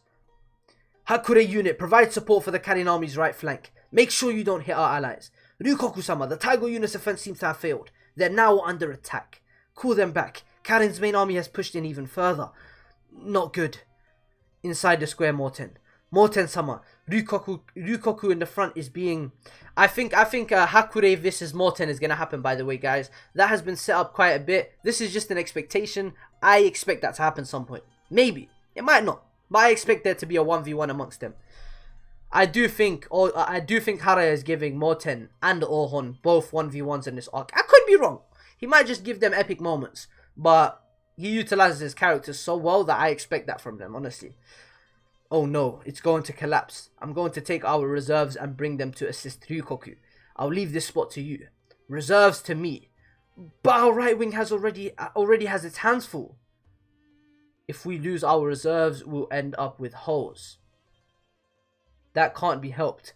Just get reinforcements from the left wing's reserve teams. If they breach our front, then this formation won't hold. Not gonna lie, she a queen. With that helmet on and that, yeah. The helmet is covering her hairline. That's why I don't mind her like that. Her hairline is what's nasty. Her hairline looks like a man's hairline. She looks like Wayne Rooney. If you guys know about football, she has the Wayne Rooney trim. Nah, actually, Wayne Rooney is that's a bit disrespectful because Wayne Rooney's is an M, but it ain't like that bad. That's just like a W. Like it's actually like, it's like that. It's sharp. The hairline is sharp. Gotoku, man, something's coming from behind. Clang. Enemies behind us. That's... Ooh. Goats. Goats. Goats. Isn't that Rokuomi and Kano? Didn't you say they were already dead, Bamyu? Well, at the end they had scattered so much that I was sure they had kicked the bucket. Well, I didn't think they'd croak so easily either. It's Army Commander Rokuomi and Kano too. They were still alive? There are only a few, but they've launched an attack on Karin's rear. Rokuomi, Kano, aren't they the men who were abandoned after the elephants? Stubborn bastards. Oh shit! I forgot about that! My gods! They're still going strong? Let's fucking go! That's what I expect of Oki's soldiers. 5,000 man commander Ohon.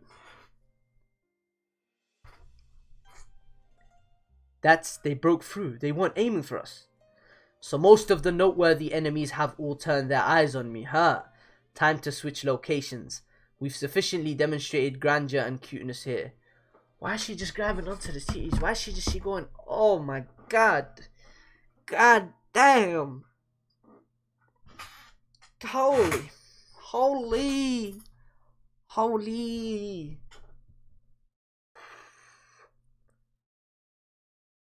Smokey, dog, I don't even blame you for simping, bro. I would be just like you, Smokey, if I was in your position, bro. It's okay. I respect it. Does that mean we're falling back for quite a bit? We're going to a far more interesting place? She's trying to go to hit up Mobu? Yeah, nah, she's definitely dying. Chapter 309, The Path to Kanmei.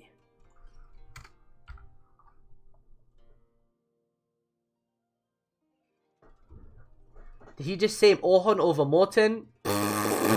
Shut up. Shut up. I should unmod you, Jay. Did this nigga just say that? Did you really just say that? No, no, no. It ain't even close. Morten is leaps and bounds ahead of this nigga, bro. By this point, Morbu no longer has any moves left yet to play. He's still going in. I still respect him. That echelon formation was very impressive. Look what he managed to do with much less numbers, bro. Look what he managed to do. 30 minutes earlier on the Kanmei vs Morbu battlefield, which began with an echelon assault. So they're going back in time so that they can show us everything. Oh, we're coming, Heki. The Morbu army launched a second wave of the same echelon assault, numbering 15,000 soldiers. How the second wave differed from the first was that its strength was concentrated at the two ends.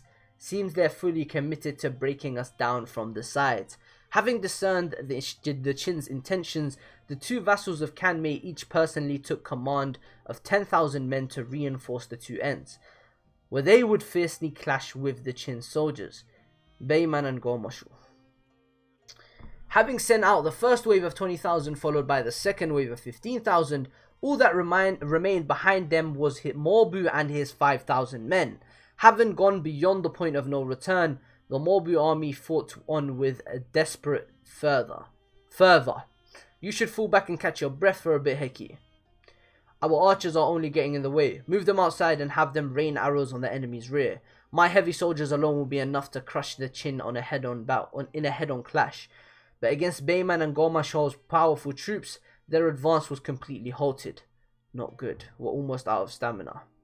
To have launched an echelon assault targeting all our fronts and at the same time concentrating their attacks on our two extremities, you could say that this is a two-pronged offensive.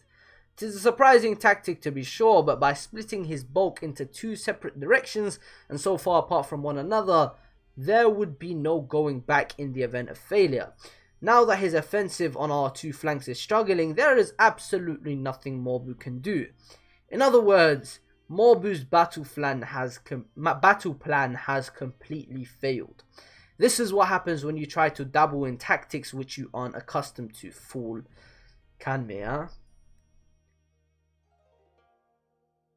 Everything is going according to plan. His plan, that is. Oh, this is Shoheikun's plan! An echelon assault? That's right. You know that I dislike resorting to such cheap tricks, little tricks on the battlefield, of course, but this time we really do require some sort of scheme no matter what. They're that strong of an enemy, the Chu? Yes, and this is coming from me who was born in Chu. You can be assured it's no exaggeration, so Shoheikun was born in Chu. What's this plan of yours? Okay. As a superpower, the Chu put great emphasis. The Chu put great emphasis on their pride and honor. This will go double for their commander Kanmei. He will definitely spread his troops out in a line and face you from head on. You will then commit half of your 40,000 men in an echelon assault. By concentrating your men on the tail end, you can further boost the power of the assault. Seeing this, the enemy will likely send reinforcements to the right, and next you will follow up with a second echelon assault, but this time bulk up to the troops on the left and right ends. I'm to send 35,000 of my 40,000 men to just charge the Chu head on? Here lies the important part. The weakness of the line abreast formation lies in the two edges. By sending out those two waves, the enemy will without a doubt assume that your aim is to collapse their two flanks and will react by diverting the majority of their troops far away to the edges. Oh, so they're gonna charge through the center. Morbu and his 500 are gonna go, and they're going straight for the fucking commander. This operation is the only shot we have for you to take out Kanmei, who is hiding in the back. And even then, the best it can do is open up a path for you. The rest is all up to you, Morbu. That's all I need. I can see it. The path to Kanmei. I've kept you bastards all waiting. Oh, you men who I consider to be as hot-blooded and bloodthirsty as myself, your turn has been pushed back to the very end. But know that all your silence up to now, all of it was for the sake of this moment. All troops, charge! Morbu army 5,000 move out. It's Morbu. He's leading the last 5,000 army and he's coming. No, wait, could it be that he's targeting us? Impossible. That would be relying on brute strength far too much. Who the fuck you think you're fighting, dog? Who you think you're fighting? No, if those 5,000 men could assuredly defeat my headquarters and its 10,000 soldiers, then as far as plans go, it would be an excellent move. It's too late for us to recall Bayman and the others who have already engaged the enemy. However, are you truly that powerful of a warrior, Morbu? You don't know who you're messing with, dog. Prove yourself. Send out the 5,000 Kyobu, a great cavalry corps. The Kyobo? The 10,000 men of the Kanmei HQ are not your average run-of-the-mill soldiers. Out of the way. The Chu have sent out cavalry too. What the hell? The horsemen, they all look really big. They're all as large as Morbu-sama. Oh, this fucking cool! Oh my god. Oh my god. Oh my fucking god, let's go! This is the goal! The goal! Oh my god. He is destroying them. To Morbu-sama. What? The Kyobo are being blown away? Listen, Mobu. Once you've committed to this plan, there's no turning back. You will have used the entirety of your 40,000 strong army to open up a path to the enemy HQ. It is now or never. It is success or death. Failure is not allowed. Release all the strength you have saved up in an explosion. No matter what it takes, use this one strike to take the true Commander Kanmei, the symbol of the coalition army's might. Kanmei! Let's fucking go! Oh my fucking god, that was a 12 out of 10 chapter. Oh my god, chapter 310. Chapter 310. God damn. God damn.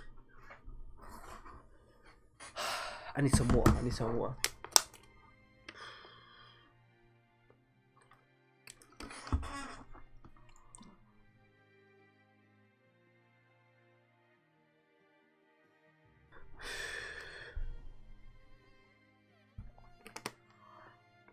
Well, I'm actually blessed to be able to read this, man.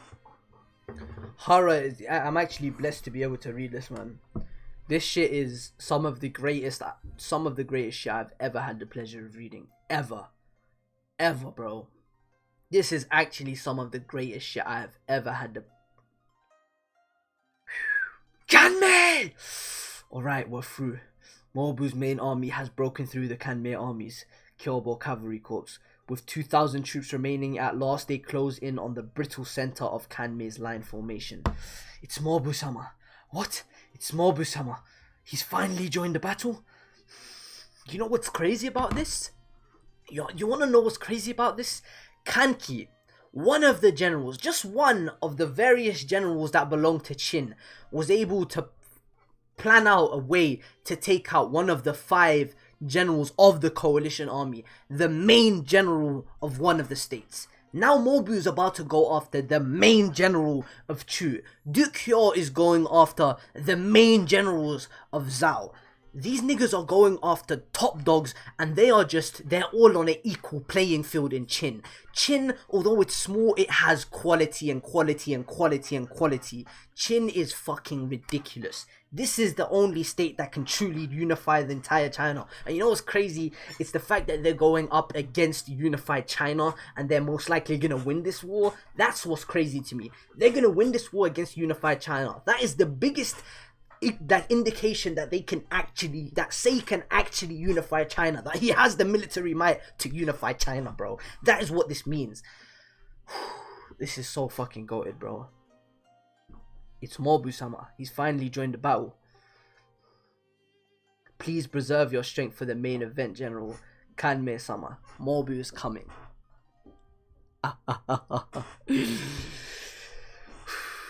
My oh my, what do we have here? So Mobu's come out himself, has he? And also, we're slightly off course. Shift facing slightly to the left. I know Chin is a powerhouse. It's the second biggest state, I know. But then you have Chu and all the other states. Like, they're still huge, man.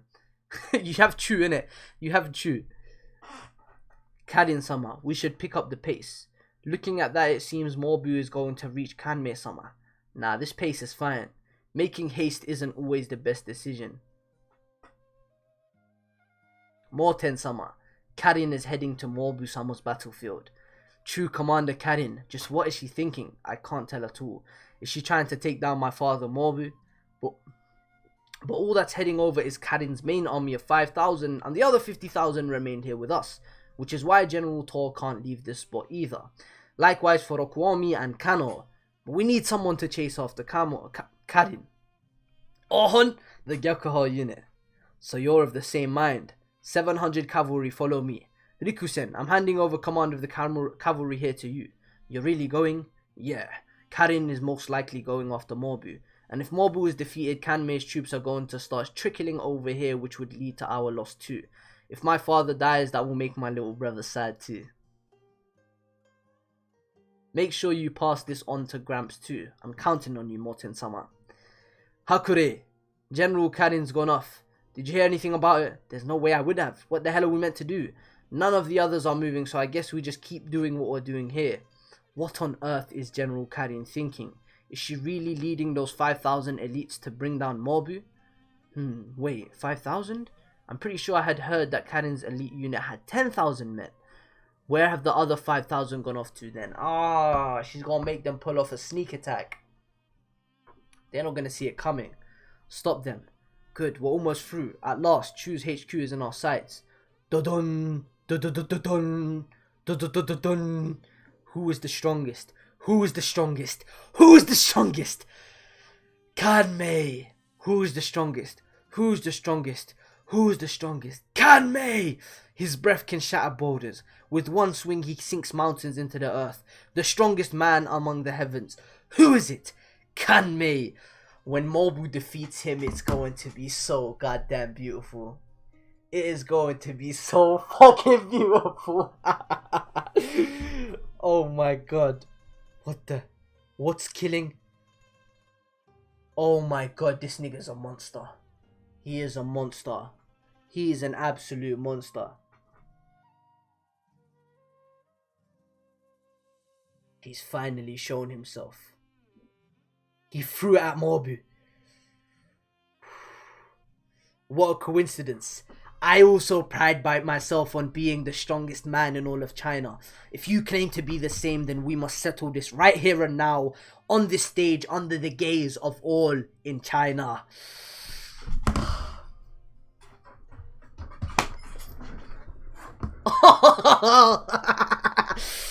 Oh, you look at this spread, dog. Look at this spread, bro. Look at this spread, dog. This is about to be a fucking beautiful battle. They got the exact same fucking nose too, bro. I guess that's the nose that belongs to the strongest man in all of China. Look at that nose. You're a lot more mouthy than I expected. Just who's the real thing is already obvious. Now come. I'll smash that crab-like head of yours into pulp. Chapter 311, Unveiled Service Record.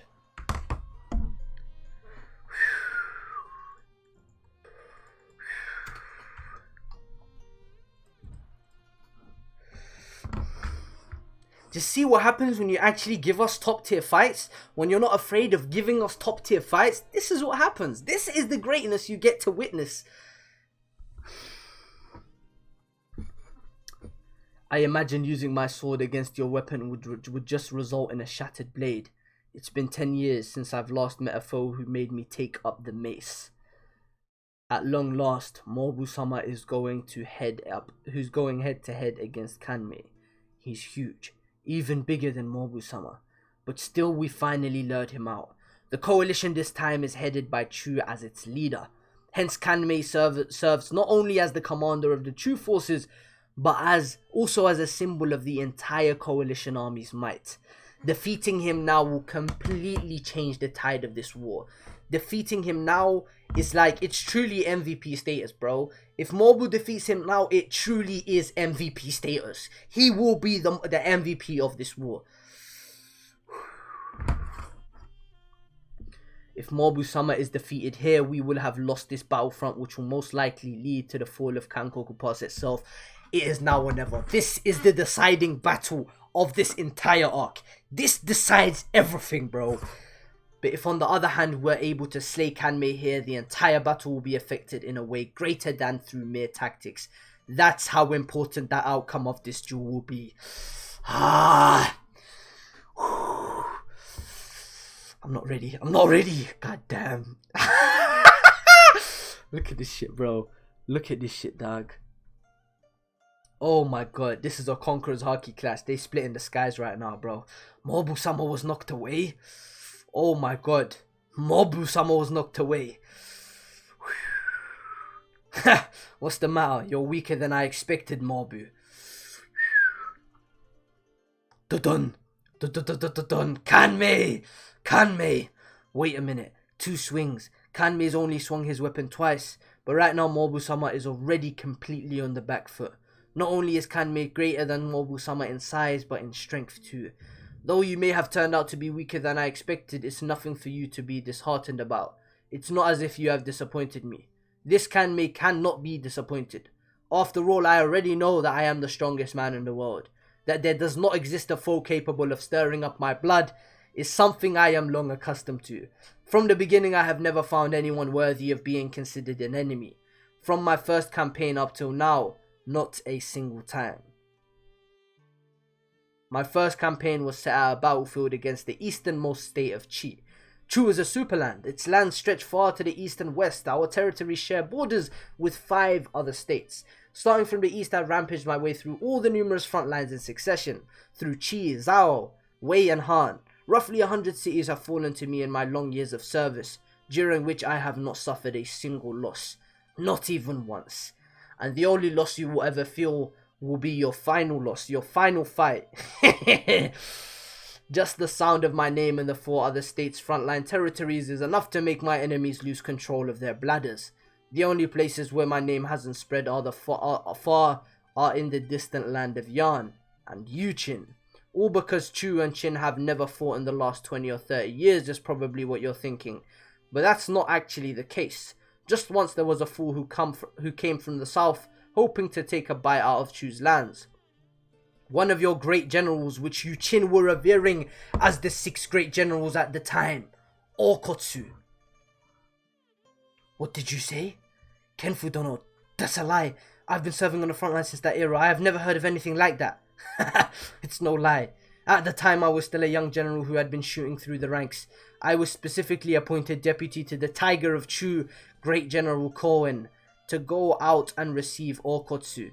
And then Okotsu was swiftly defeated by my first attack. Having taken hideous wounds, he slinked back to the Qin lands with his tail between his legs. He defeated one of the great 6 generals, dog. Woo! Goddamn. So Mobu defeating him here is perfect for him. The man who wanted, the guy who even introduced us to the concept of Qin 6 great generals, the guy who wanted to reinstate the system, this is the best way for him to prove himself, to be worthy of that position, to be worthy of surpassing that position even. As for why this battle didn't become common knowledge in Qin, well, I'm sure you can figure it out when you consider how badly he lost. The 6 generals would never have been defeated by Chu so thoroughly.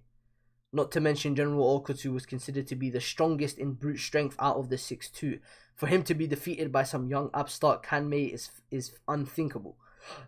Wait, hang on. Wasn't there the rumor of some defeat to the Chu that got all hushed up? But even having defeated Okotsu of the 6 generals, it didn't bring me any great exhilaration. And the reason for that I have already told you. Through some whim of the heavens, I, Kanmei, was born as something greater than human.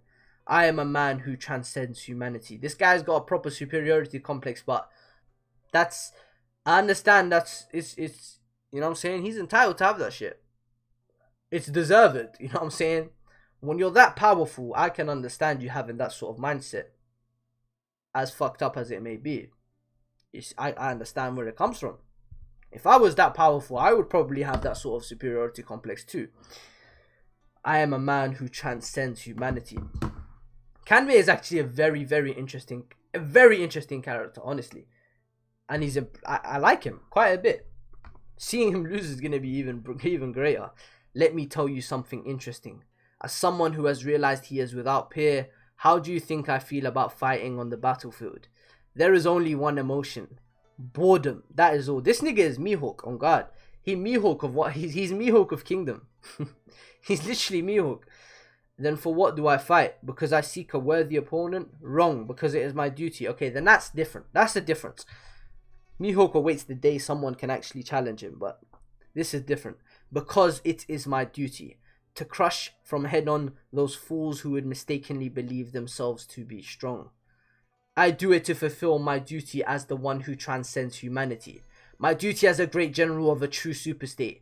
Such is the giant of Chu, Kanmei. That was a phenomenal chapter, bro. That was an amazing dialogue. Well, I guess you could call it a monologue.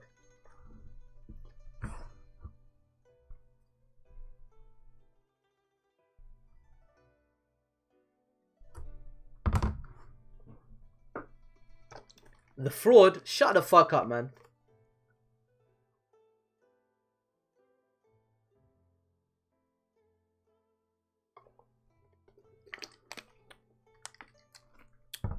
Nigga trying to lie. They're trying to sneak this.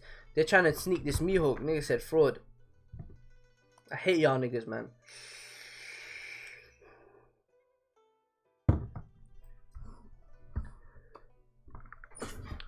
Kanmei. Mobu-sama. There's no way he can defeat Kanmei-sama. This is the end of Mobu and the state of Qin. This is the most decisive battle. I'm going to take my time with these panels, I'm sorry, because I actually need to appreciate every single part of this fight, bro. I can't just be skipping through pages. The choreography is too godly. The action paneling is too godly for me to just skip through this shit, man.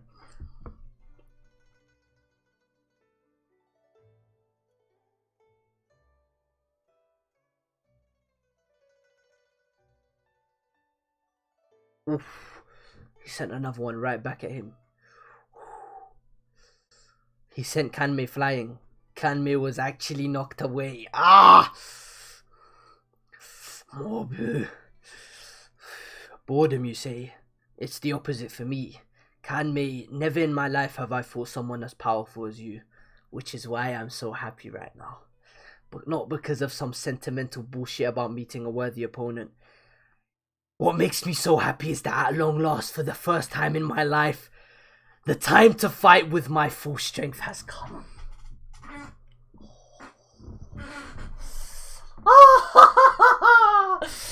Oh my god, bro.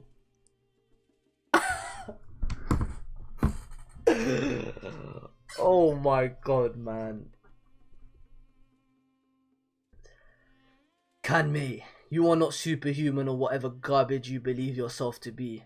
You've simply been blessed with weak opponents up until today. Don't be absurd, little man. Switch over to short-term combat tactics. Finish these soldiers off quickly so we can return back to Kanmei-sama. Raiki-sama, please get back. The enemy's pushing forward. Don't be stupid. Like hell I can just withdraw from here. It's only while we keep Kanmei's vassals occupied here that our lord is able to fight Kanmei. But we can't hold out against them anymore. What if you were to fall, Raiki-sama? Even if it cost me my life, I do not mind. That's just how important this battle is. Raiki-sama, newcomers, my lord's battle right now is worth sacrificing everything for. The mace is coming right for his head. Dodge! Block! He's gonna hit him with one. Ooh! Block! Oh, their biceps, their triceps, niggas is bulging. Look at their eyes, dog. Look at the way they're looking at each other, bro. Look at this fight, bro. Oh my fucking god, look at this panel, bro. Oh my god. This noise. Is this really a battle between humans? This is ridiculous. Shrapnel. Oh my fucking god. Shrapnel from their maces is going through these niggas' heads. This is how wild these niggas are, bro. What the fuck? Pieces from the mace are breaking off and punching through armor. Mobu-sama. How? What is that man? To think there would be someone capable of matching Kanmei. Unbelievable. Mobu. He is certainly strong. More than twice as strong as our information on him had indicated. He is also a monster. Including that body of his, Mobu's natural talent for the martial arts could quite possibly be equal to Kanmei-sama. How could that be? Then Jino-sama, does that mean it's possible for Kanmei-sama to lose this? There is not even the slightest chance of that. A duel between generals is said to be more than the simple match of combat prowess. It involves the strength that stems from their rank as a general, from everything they have achieved and built up as a general. This isn't something a strategist such as myself can understand, but that doesn't change the fact that it exists. The difference between Kanmei-sama and Mobu's service records as men of war is like the sky and earth. The strength of a great general of China rests in Kanmei-sama's arms, even if their talent is equal. It's trying to say there's a weight to his attacks because of his experience. It is impossible for Mobu to defeat Kanmei-sama in a duel. That is what you think.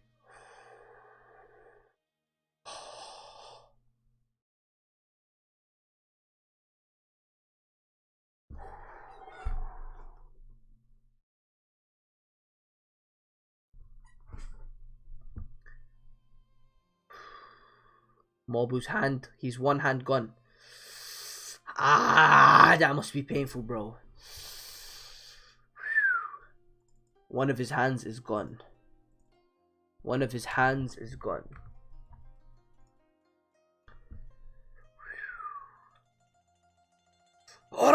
Oh, his face. His face. I don't know why he's giving off Endeavor vibes right now. Morbu's actually giving off Endeavor vibes right now. He is actually giving off Endeavor vibes right now. With the character development, with the fight to the death.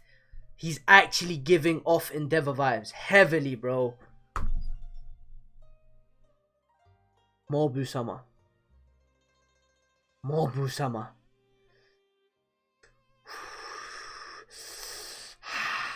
He's lying back on his horse.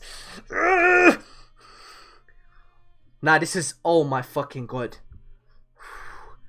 Half of his face is ruined. This is the end. Morbu is going to lose. Morbu is going to get killed. Like hell, I'm gonna let you. Wait. Are you trying to smear mud all over Morbu-sama's prestige? If we are to interfere right now, this disgrace will forever remain in history. So we're just meant to watch him die? That's what a duel between generals is. But the moment Morbu-sama is slain, all of us will rush at Kanmei. After Kanmei, go after all the surrounding true soldiers. We will bring down as many of them as we can before we follow after Morbu-sama. Get ready. Right after Kanmei-sama's next strike, we're gonna hit them completely before they can pull anything. Oh my god, this is about to be ridiculous. He's having flashbacks. Morbu-sama, if we were to assume that a general's strength is linked to all the myriad achievements one has accomplished in their career, then Kanmei could very possibly be the strongest man in all of China right now. When the time comes, even you will probably see him as some sort of unshakable mountain, as if Kanmei is even stronger than you. However, I still believe that the one who will smash that into pieces will be the man called Morbu. You have no need for logic. Using this one battle to show the world, to show the world just who exactly is the strongest man in the world. Look at it, look at it, look at his elbow, look at it, look at it, look at it. Oh my fucking god. Oh my fucking god, he hit him with everything he had. Everything he had. My Kanmei's arm has been broken. He broke it? My arm? How dare you, Morbu. Unforgivable. This is unforgivable, Morbu. Kanmei, the strongest of all China.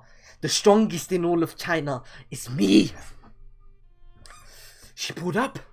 Nigga, I don't care about you right now, Karen. I'm not gonna lie, dog. I don't give a fuck about you right now, man.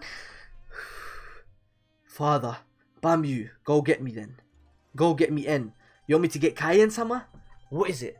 What is it? What is it? Sister, I want you to go in there and stab Morbu right through the heart from behind. What? Wait a moment, Kaien-sama. Kanmei-sama definitely won't stand for that. No. There's actually such a big chance Morbu dies here. There's actually such a big chance Morbu dies here, right? No, he can't. He can't. Is he gonna die? Nah, but I've never heard of him dying. It can't be. He can't have died, dog. Hold up. He's not dying. He's not.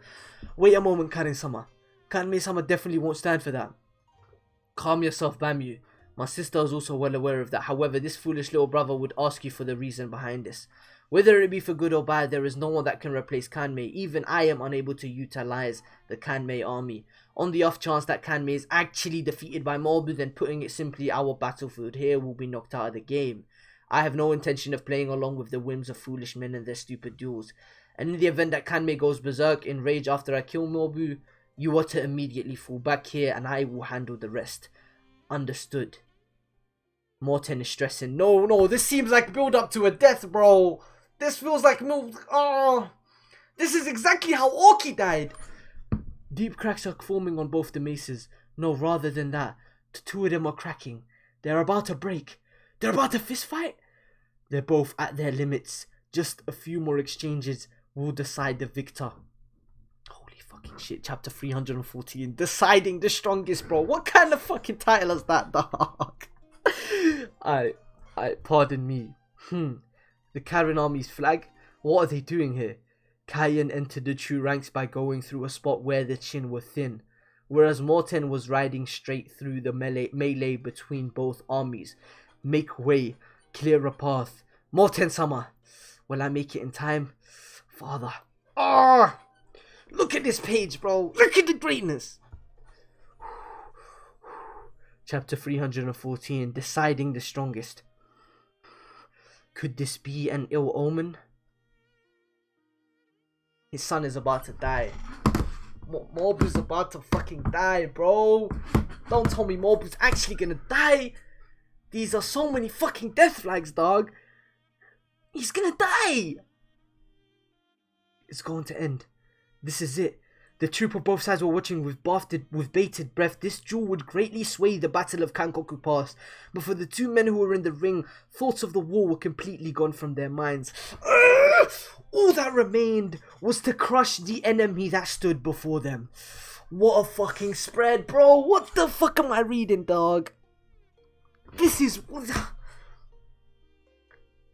a top 3 fight I have ever read, bro. This is a top 3 fight I have ever read. Oh my fucking god, bro.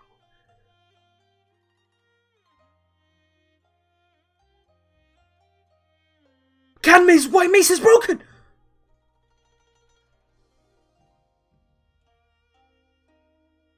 There's someone behind him. There's someone behind him. Oh, no. So fast. Morten. Stab. Just a bit more. Morten. What the fuck is going on right now? He's pulling out his sword. Oh shit. This is the stage to decide the strongest. Do not sully it, you wretch. What's the matter, Morbu? The victor... Morten got sliced. The victor still has yet to be decided. His son just got sliced.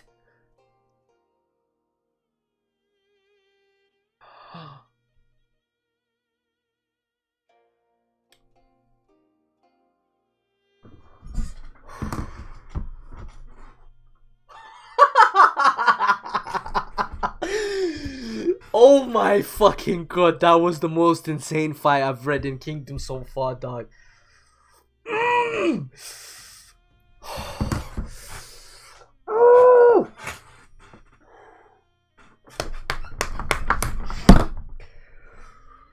What is this abnormal cheering? True Army Commander-in-Chief Kanmei falls in battle. Morbu! Let's fucking go.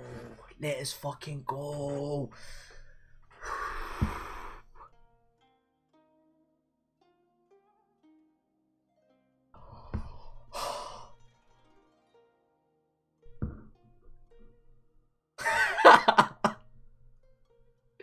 That's definitely our side cheering. Someone must have done something for them to get this pumped up. Nothing. My bracer just broke a bit. Alright, let's get moving to... What is it, Chin? Guys, it's official. I'm being 100% genuine here right now. I'm genuinely not joking. I don't give a fuck if it's recency bias. The Coalition War arc is the greatest arc I have ever read in any manga ever. I don't give a fuck. It's above Shogun Assassination. It's above Farewell Shinsengumi. It's above Marineford. It's above Sabodi. It's above Chimera Ant. It's above Millennium Falcon. It's above any arc I have ever read, dog. This just made it clear for me, bro. I already felt it coming, but nah. It's probably just my bias because I never knew I was a meathead until I read this manga, dog. I never knew I was a meathead until I read this shit, bro. This is the best arc I have ever fucking read, bro. Morten-sama, please hanging there, young master.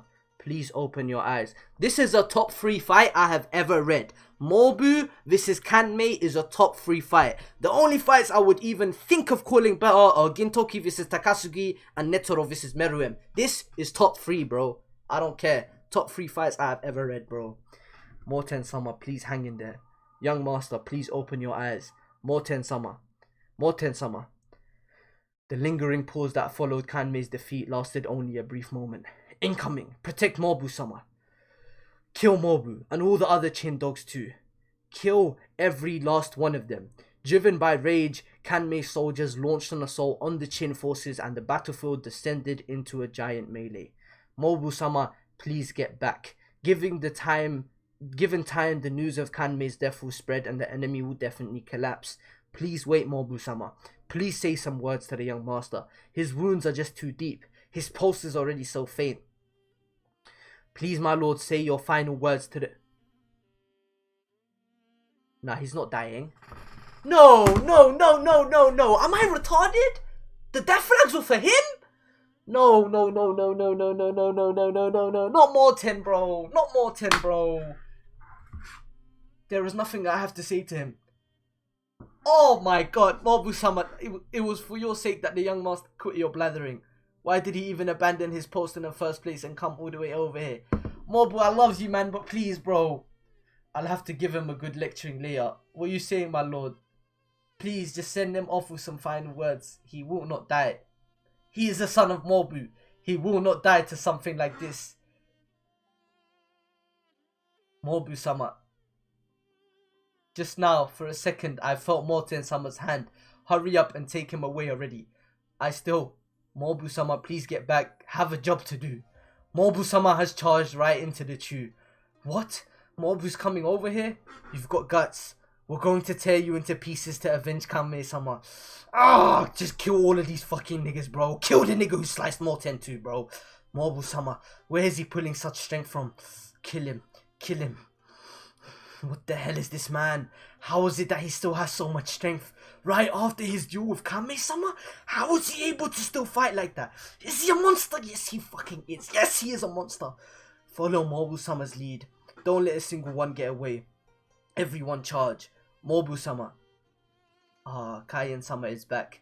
Who would have thought Kanmei would be defeated? Karin-sama, this is... Are you serious? That big ape actually got himself killed? Then this doesn't mean my rank just rose by 1%. Fuck off, you bitch. We don't care about it right now. Karin-sama, this isn't the time to be laughing. Shut up, Smokey. Just what on earth should we do now? Nothing. We're going back. I told you earlier, didn't I? It's impossible for me to rally the Kanmei army. Not that I'd want to anyway. Besides, the only reason I even came here in the first place was to kill time. But still, this is a surprise. To think that apart from me, there would exist another monster whose name has yet to spread throughout the lands. Mobu. And we have a spread here. With him leading from the front, Mobu's main army was able to completely shatter the Kanmei army's center. Thanks to that, the Kanmei army's line formation was split right down the middle. Jino's headquarters was also destroyed. Continuing on, the Mobu army would spread out to engage the remaining Chu forces to the left and right. Kanmei's vassals, Beiman and Gomashu, who were located at the two edges, were able to pull off an orderly retreat, but all the other places that were outside of their command took horrendous losses to the Mobu main army surprise attack. This was such a grievous blow that the Chu that it would be impossible for them to later reform. Battle of Kankoku Pass, 15th day. On this day, which the coalition had declared to be the decisive day, on the Mobu vs Kanmei battlefield, the Mobu army had without a doubt secured their victory. The MVP. The MVP. That was absolutely fucking phenomenal. That was so goddamn beautiful, bro. That was so beautiful, man. That was so beautiful, dog. That was so... Kanyo. Though there might have been a time difference, this game-changing piece of news would reach both sides' headquarters. And as you'd expect, their reactions were the complete opposite of each other. He's done it, General Mobu. It worked. Shoheikun's plan for Mobu to strike out at the Chu instead of defending? This is a huge achievement. Indeed, as expected of my Mobu.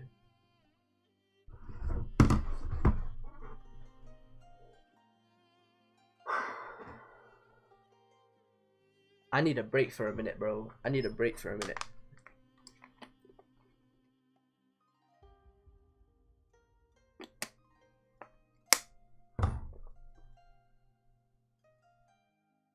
Hey, what's happening to Morten? What's happening to Morten?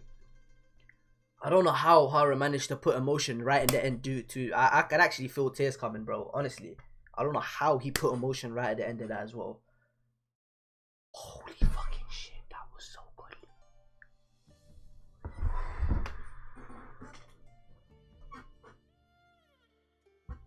Alright, now we're reading. Chapter 316. Victory is right before us. I forgot to change it for 315. Sorry, guys.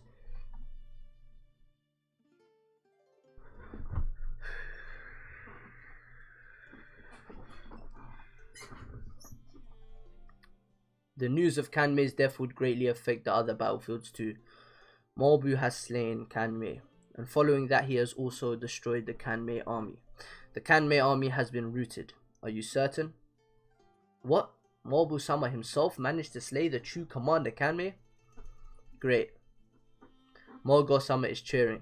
Great. And twice too. That's just how big this piece of news is. Spreading the word to all of our soldiers as well. We can use this to once again raise our men's flagging morale. That's one hell of a voice. The enemy is now on a time limit too. They're going to try and finish this before Qin reinforcements from the other battlefield starting head this way. It doesn't matter if we have to use up all our reserves. Prepare for a fierce attack. But so long as we manage to endure this, at last a ray of light has shined on the battlefield. Ome-sama, shouldn't we fortify our army's left flank? No need. But the enemies from the next battlefield will... Bam! I didn't know what I was fucking reading, bro. I thought... Morten can't be dead, bro. Nah, he can't be dead, man. He can't be dead, man. He can't be dead. He can't. He cannot be dead. It's not as if the true forces have been completely completely wiped out. Besides, even once they do get here, they'll hit the Han army located to our left first. So we'll use the Han as a shield first. That will give us plenty of time to formulate a counter. However, the fact that we are now on a time limit is the truth. Send out all of our archers, it doesn't matter if you use up all our arrows. Dispatch the main army's elite units too. Do whatever it takes to get past those walls and open those gates from the inside. Damn Chu, what leaders of this coalition. You're just dragging me down.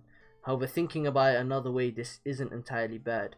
Once this battle is finished and Qin has been destroyed, Wei's most difficult enemy will be the Chu army. And the Chu commander Kanmei, who represents it, just got himself killed. As expected of Gohome, even the death of Kanmei doesn't seem to have disturbed him much. To maintain focus on the offense is the correct decision. That said, the death of Kanmei and the defeat of Kanmei's army is quite obviously affecting the whole battlefield. To hedge all our bets on Gohome alone is a bit too risky in my belief. Wait, Riboku. Denial was the first stage. He's not dead, bro. He's not fucking dead, bro. You're chatting shit right now. Nah, he ain't dead, bro. There's no fucking way he's dead, man. You don't need to move just yet. The true army isn't finished. All we need to do is prevent the Morbu army from interfering with the other fronts. And how do you propose to do that? I will take command of the Kanmei army. I would not recommend that. If you're not careful, you'll just lose your own life.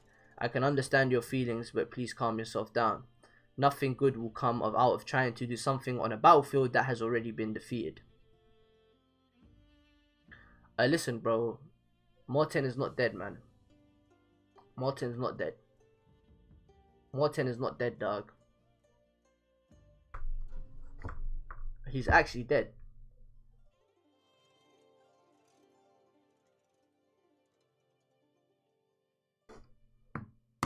Why are you saying F? Is the stream not working? Hold up a second, I'm gonna hit that.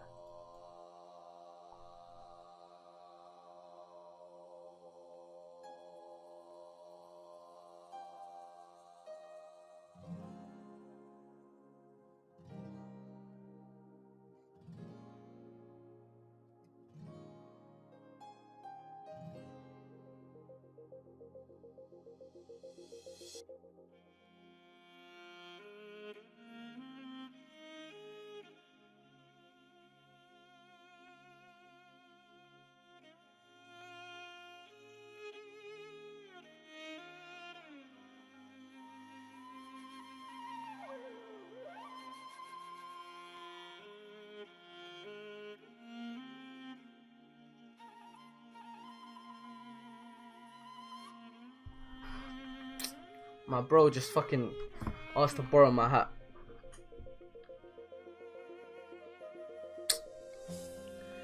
Morten isn't dead, man. Morten isn't fucking dead, man.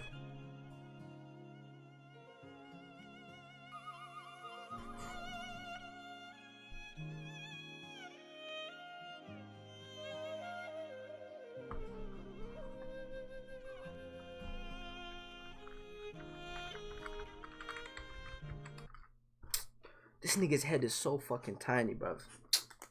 Fuck you know, bro. Nah, man.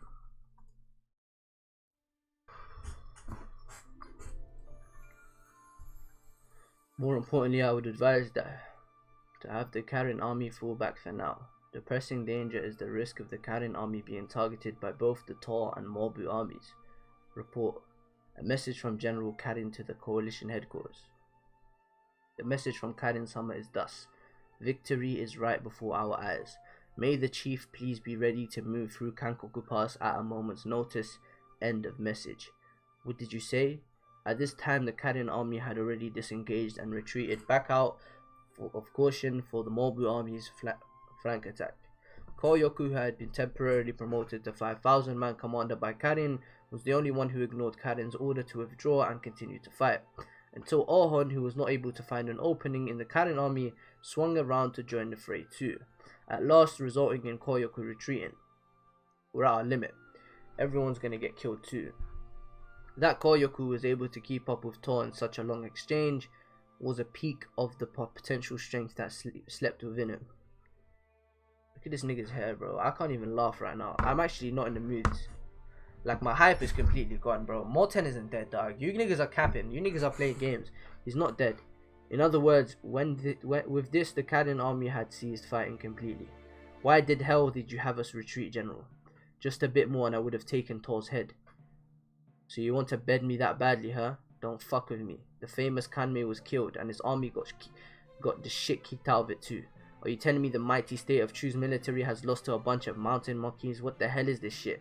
Are you goddamn kidding me? How the hell are you gonna take responsibility for this? You're the only commander we have left now. If we hit the chin now and we kill Tor, we'll have tipped the scales back to even footing. The Karen army is still in perfect shape. Isn't that right, General? Yeah, you've got balls talking like that to Karen-sama. Can we kill this little shit? Is it okay for me to kill him? Don't. He might be an idiot, but he's not incompetent. He's a man worth grooming. Koryoku, quit bitching with that stupid looking face of yours. If the objective of this battle was Morbu or Tor's head, then the great Karen-sama would have gone after them right from the beginning. What do you mean? The objective of this battle was to break through Kankoku Pass. That's why we need to smash the Chin army in front of us so we can capture the area behind Kankoku Pass. If our aim was to capture the inside, then yes, defeating the Chin army would be one method. But that doesn't mean it's the only method now, does it? Come to think of it, 5,000 of the elite soldiers under General Karin's personal command have disappeared. Not a single one of you realized. Fuck. Right from the beginning with the war on elephants, the encirclement. Myself personally riding out, paying a visit to the neighboring battle, everything was a feint. All of it was just a distraction. The true strike force has already arrived at its target. It's the end of the volume. We start the next volume. Alright.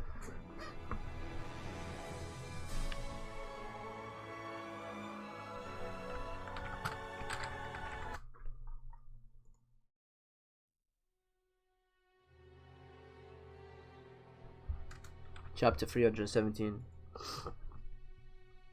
Duke Hyo on the cover page. Inside Kankoku Pass. The Chin troops on top of Kankoku Pass, having learned of Morbu's triumph over Kanmei, surged in morale and began to push back against the attackers. Likewise, inside of the pass, the Wei soldiers that were nearing the gate were almost forced back to the stairs.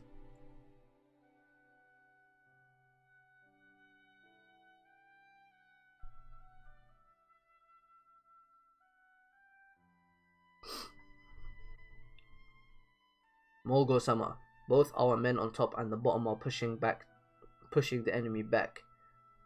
Good, excellent. Don't get complacent. Keep rousing the men. Very good. If we can keep this up, we'll push them back completely. Onward.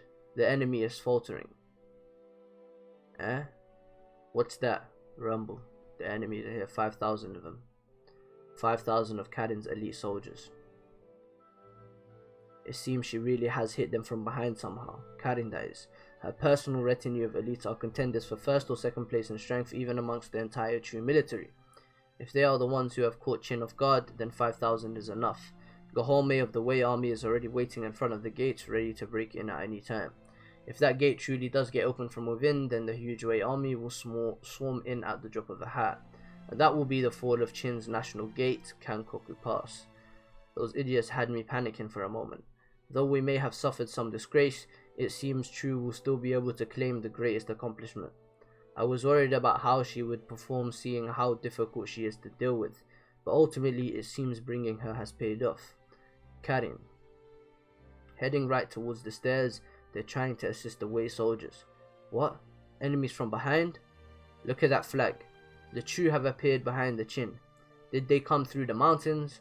Nice. With this we'll be able to sandwich the Qin dogs right behind us, right between us. Let's go. We're gonna break through the encirclement. Karin's troops, which had already appeared in the rear, split themselves into two groups. The first group launched themselves at the Qin troops who had surrounded the Wei army. Yo, dog, nah, for real, dog. If Morten is for real dead, dog, that's gonna... Thanks to this, the Wei soldiers that had been quarreled in were able to suddenly pour out of this encirclement. Quickly move over the reserves on the other side. Seal them again in together with the Chu. Morgo's orders were given in vain. The inside of Kankoku Pass had already become a chaotic mess of Qin, Wei and Chu soldiers.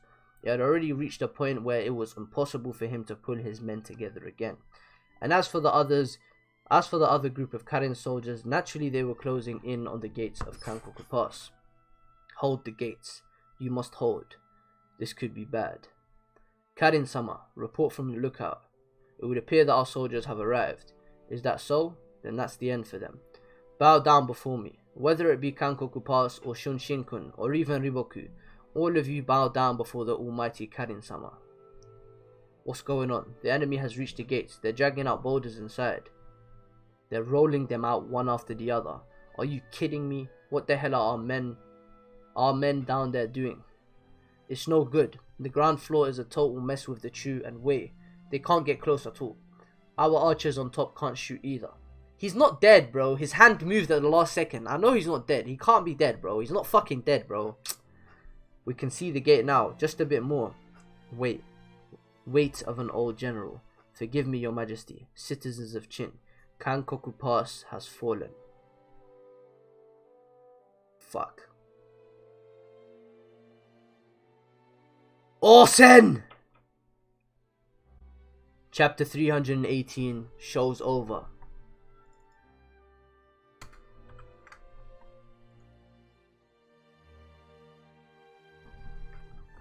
Don't let them near the gates. A bit more and we'll open. Orsen. Orsen has arrived. What are you doing? Hurry up and pull. There's only 2 more to go. Wait, what's the matter? Rumble, they've taken it back. The Orsen army has recaptured the gate and its surrounding. The area is now back in our hands. The gate remains closed. Okay, thank God. Yes! As expected of Orsen. They did it, huh? They really saved our necks this time. The entire kingdom of Qin, that is. I wonder why General Orsen showed up here. It's impossible for us to know what's happening inside of Kankoku Pass, but there's no doubt that cheering is coming from the Qin side. It seems as if reinforcements have appeared from the right side. Aye, the right side's Orsen army. But if that's the case, then what the hell is Ordo doing right now? At this time, Ordo was still camped inside the forts left behind by Orsen. Ordo had no choice but to act cautiously, fucking pussy. The 8,000 elite core of his army had already been wiped out in the morning by Orsen's ambush, and right now his scouts had spotted Orsen's army located to the northwest, opposite to Kankoku Pass. It was exactly the same as the trap earlier in that day, and the size of that army did not even reach 10,000. It was clearly a trap. The remaining 10,000 must be hiding somewhere in the mountains, but Ordo was unable to locate them. That there could be hidden soldiers that even the mountain tribe scouts, in which he held absolute faith in, could not discover, Ordo could not help but shudder. Nah, it ain't the chat, bro.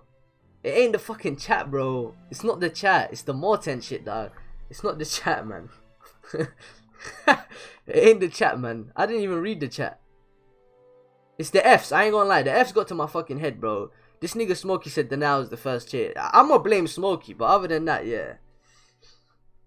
Man. Because those ambushes never existed in the first place. From the moment the morning ambush had ended, Osen had already set off with his 10,000 soldiers to assist Kankoku Pass, the very same army that had just saved the inside of Kankoku Pass. The truth was, if Ordo had chosen to mobilize his whole army now and aim for the inside of Kankoku Pass, he would have succeeded. However, Osen had already predicted that Ordo would not choose to do that. Ordo had been defeated by Osen on the psychological level. He fucked him over. He big-brained him. That is so rude. What a flex. The signal for failure. Look at this bitch's face. Fucking bitch. If it wasn't for her, Moten wouldn't be dead. Fucking bitch. The show's over. Everything is Kanmei's fault. Karin was correct. On the remaining battlefields, there was still the issue of Kanmei's death. The waves emanating from the Chu army's defeat were spreading out towards the other battlefields and proving a problem to the coalition. The first battlefield to be affected was the Shin and Duke Hyo vs Zhao army front. Damn it, where the hell is the Zhao commander Keisha? The battle plan here was to use the Duke as bait to lure out Keisha for the Hishin unit to destroy. However, Keisha quickly realized their intent when the Hishin unit appeared and swiftly beat a retreat. Following this, both sides continued brawling, lacking any decisive motives.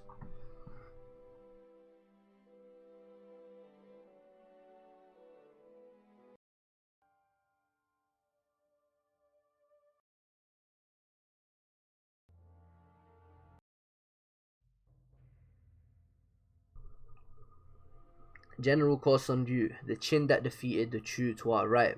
Heki-sama, what should we do? We may have come as reinforcements, but we practically have no strength left. No, just the pressure of showing ourselves should be enough. It was like this the last time too. This should be enough for Duke Hyo to... Duke Hyo is heading to the right. He appears to be aiming for General Koson Ryu. Have Koson Ryu pull back. Hand over 5,000 to Rihaku and brace the right flank. Orders from Riboku-sama at the Coalition HQ. The entire Zhao army is to withdraw back to their campgrounds. End of message. What's going on? Wasn't Kankoku Pass meant to fall today? They're retreating, so the 15th decisive day... Wow. The whole battlefield has been greatly shifted. Ah, you're here again. Mobu was able to slay the true commander Kanmei on the next front. Are you serious, Ten? So that cheering earlier was because of that. It's because of the danger posed by the Mobu army coming here that the Zhao army chose to retreat. And the same thing is probably happening on all the other battlefields too. Shin, the tide has seriously turned in our favor, to such a degree that the coalition won't be able to gain the upper hand again easily. The war isn't over. Don't go counting your chickens just yet. But at this moment, that which Ten had predicted was occurring on all the battlefields. Apart from Yan, every single army in the coalition had retreated back to their positions before the fighting started. This is a very fucking hype moment, bro. That symbolized that Riboku's 15-day all-out offense plan had utterly failed. The previously unthinkable defeat of the Chu army had also given birth to an irreparable strain in the coalition army. Every single one of the various commanders in the coalition had realized that to break through Kankoku Pass had now become exceedingly difficult. So apparently this was the perfect ending for this stream. But I'm going to read one more because apparently it's a bit of a teaser if I read to the end of this chapter. 319, we're going to do it anyway. Reporting. The inside of Kankoku Pass was on the verge of falling to a troop of Chu soldiers that had appeared out of the blue. Let me drink some water.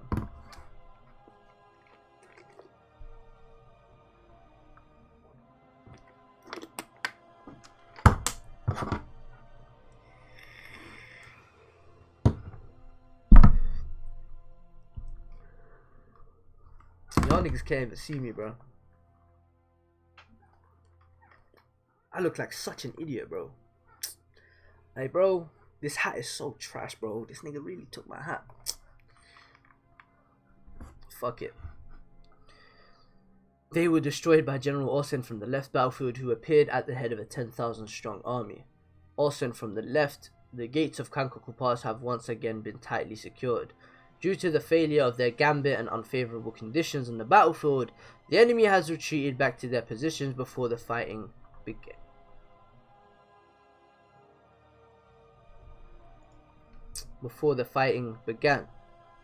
They retreated? Though it's only though it's only though it's only to the position although it's only to the positions from before hostilities began, it seems every single coalition army has fallen back. That was certainly a concise report. Could it be that had General Olsen not shown up when he did, Kankoku Pass would have fallen? That is absolutely correct. We have been well and truly saved by General Olsen. The general has fulfilled his role as the shield. His role as the shield? This is an amazing spread. The positioning of our Qin forces this time was clearly split between the two tasks of offense and defense. Our spear would be the Mobu army who broke the Chu, while Olsen army that saved Kankoku Pass in its moments of crisis would be the shield. The armies of those two men are the key to this battle of Kankoku Pass. A large portion of our strategy relied on the performance of those two. And for Olsen, who possesses so many unknown factors, to have performed to this degree was truly beyond our expectations. So we were gambling our victory on Mobu and Olsen. So what benefits have we reaped from this result? It can be said that we have obtained a huge advantage. It is obvious that the enemy was gambling everything on today's battle. Not only has that failed, but the defeat of the Chu army on top of that is adding insult to the injury. With this, the Chu army is now forced to the back foot to be slowly chipped down, while on the other hand, our forces will continue to be reinforced by more soldiers from Kanyo here. Furthermore, with the great state of Qi still behind the coalition, they cannot hope to drag this war out for much longer.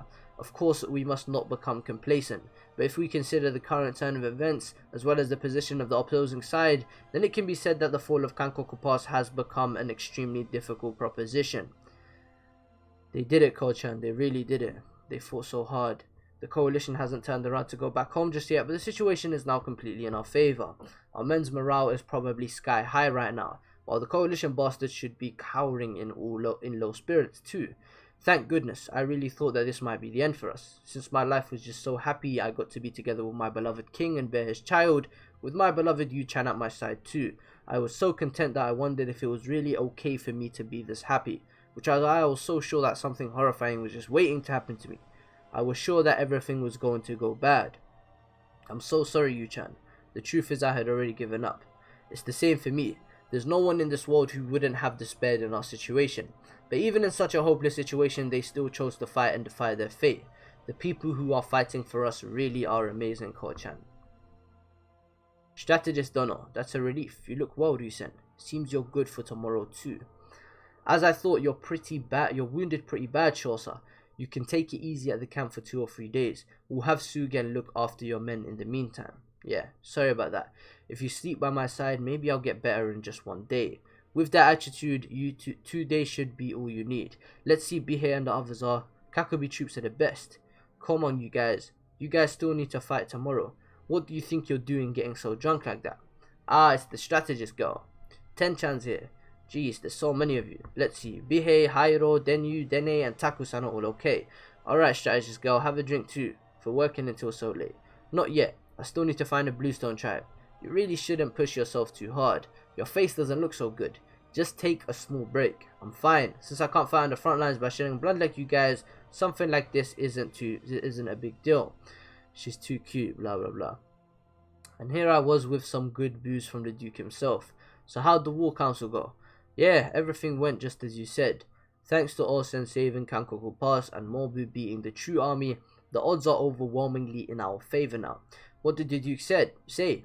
He said it's not enough. It's not enough. He says we're still missing something for the coalition to give up and go home. I've had something else on my mind too. 10. What do you think? Do you think this is the end of the coalition army? I do. The reason why the Duke thinks that is probably since the Zhao army hasn't really pulled anything big since the first day, but all the other battlefields have had fierce fighting. The coalition came out today with everything they had and still failed. It's hard to think that they would have another decisive hand to play later on. Hell yeah, nicely said, 10. We've got this war in the bag. Wahahaha, cheers. But now that Shin mentions it, there's something nagging me too. I'm sure it's the same thing he's thinking about. Or the same person, rather. Person, him. State of Chu. Royal capital Qin. Following Rinbukun, now we've even lost Kanmei. Ultimately, the Chu army proves itself a burden to the entire coalition, resulting in abysmal prospects in toppling Kankoku Pass. This is naught but disgrace upon disgrace for you Chu. Dice into mincemeat those imbeciles who have brought shame to Chu the moment their bodies return. That said, does this mean it was foolish of me to be stingy when choosing my military contribution to the coalition? Who am I about to see? I knew it. I was actually gonna guess this. I was actually just about to guess it. It's Rempa. Holy fucking shit, it's Rempa. Following the Battle of Sanyo, Rempa of the former Three Great Heavens of Zhao sought asylum in Chu. The people of Chu are different to those of Wei. Even if I took command of the proud Chu army, I would not be of much use in a war as large as this. If you talk of being stingy, Majesty, it would be better to look at Great General Cohen. If I were to have Cohen and such set out now, do you believe that you would be able to reform the Chu army in time? That would be impossible. What? Qin has not recalled the soldiers stationed at their various cities and castles to fight at Kankoku Pass. Instead, they're concentrating on the defense of their respective areas. Mwahaha, a wise decision by them. By now, they will have plugged all the holes that were opened by the coalition army's invasion. If you wish to send reinforcements to Kankoku Pass, you would have to fight your way through them all over again. But if we do nothing, then Chu will be the one guilty of causing this war to fail. This war hasn't been decided as a failure just yet. Everyone here has overlooked one important thing. Who is the most troublesome man to deal with in the coalition army? Who is the most dangerous man in all of China right now? None other than Riboku, the man who defeated the last member of Qin's 6 generals, Oki, at Baiyou 3 years ago. Riboku of the current Three Great Heavens of Zhao. That man has still not yet made a single move in this war. You can be sure that he's still hiding something up his sleeve. The fact that Riboku would disappear from the coalition army that night was known by only a few people in the coalition army, much less anyone in Qin. Alright, we done. We done. We done. Alright, we done.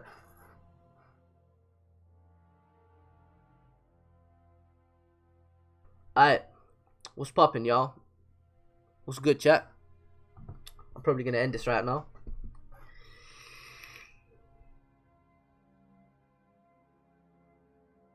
That Rempa shit was wild. That Rempa shit was wild. 319 was a wild chapter. God damn. I'm sorry these guys ruined that read-through. No one ruined shit, dog. No one ruined shit, dog. I just couldn't be as hyped for the end bits, bro. It's like reading Marineford, dog. Are you gonna be hyped after Ace dies for the rest of the work? Not really, dog. You just read it. I enjoyed the last part of the read-through, bro.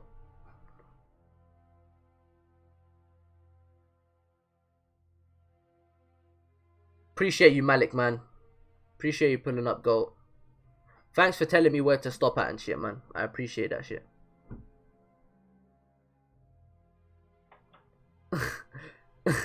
Yeah, fuck Smokey. Fuck Smokey, for sure.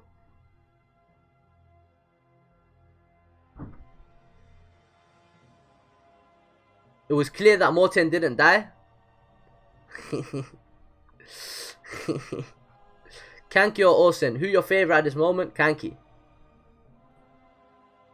Kanki my favorite right now. I was hyped for Whitebeard dying. It was hype, yeah, nah, man. Not really, man. For me, at least, in one read-through, nah. On a weekly binge, maybe. Oh, on a weekly basis, then maybe. But, nah. Where's Coalition in my rankings? It's my top 1 arc. I'm not even joking right now. It's my top 1 arc. I'm being dead ass. It is my top 1 arc. Coalition is the best arc I've ever read in any manga. I wouldn't, okay, best is a big term. It's my favorite arc in all manga. The Coalition arc is my favorite arc in all manga.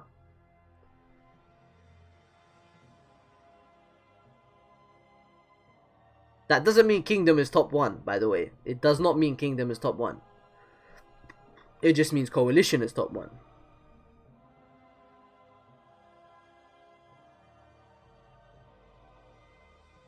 I know it's not even finished yet. Kinda wild.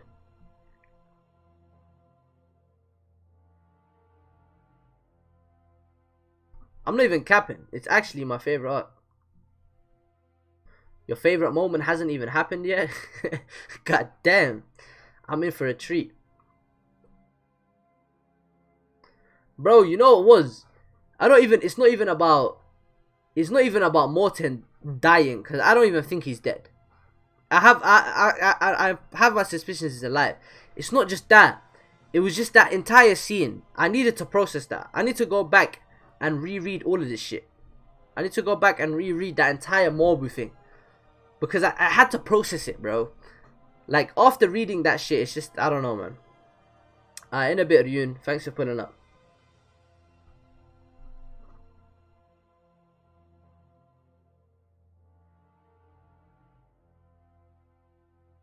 The reason why I couldn't actually I enjoyed it. I very much enjoyed it. But the reason I couldn't be hype for the Osen shit that happened after, for this Rempa shit, for just the entire thing happening after, the reason why I couldn't be as hyped for it was just because I had to process that mobile shit. That mobile shit was godly. That shit was on another level. That was a once in a lifetime phenomenon, dog. And the fact that I just read it and I didn't have time to process it, and some other shit was happening after. Like, nothing that happened after the mobile shit lived up to it. Nothing that happened after it lived up to it. You know, there was still amazing moments, but that Osen shit was just like, yo, but I exerted all my energy on the mobile stuff. I know Morton is not dead. It's obvious. His hand literally grabbed the other dude's hand at right at the end of the scene. It's obvious he wasn't dead. Good night, TC. I appreciate you for staying all the way till 2 AM, dog. Appreciate you, man. On God, Smokey, it is actually insane how this man... insane, bro. Absolutely insane. What's my top 5 characters right now? Because Mobu definitely top 5 now. He wasn't top 5 before. I don't know what my top 5 characters is right now. I think he overtook Kyokai. He's number 4 now. Yeah, he's number 4 now. He was like number 7 before this stream.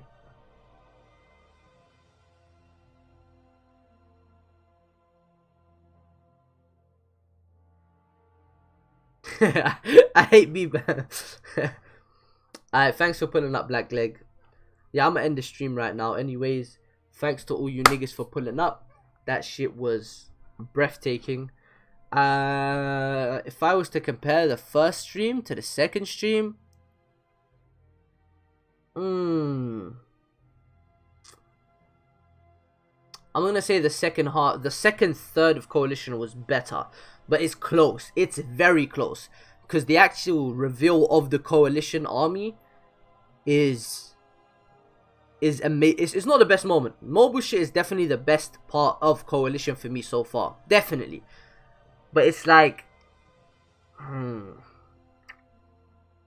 save speech, Kanki with the arrow, nah. The second third is definitely better than the first third. Definitely. Alright, peace out, everyone. I'm ending right now. Thank you all for pulling up. Peace.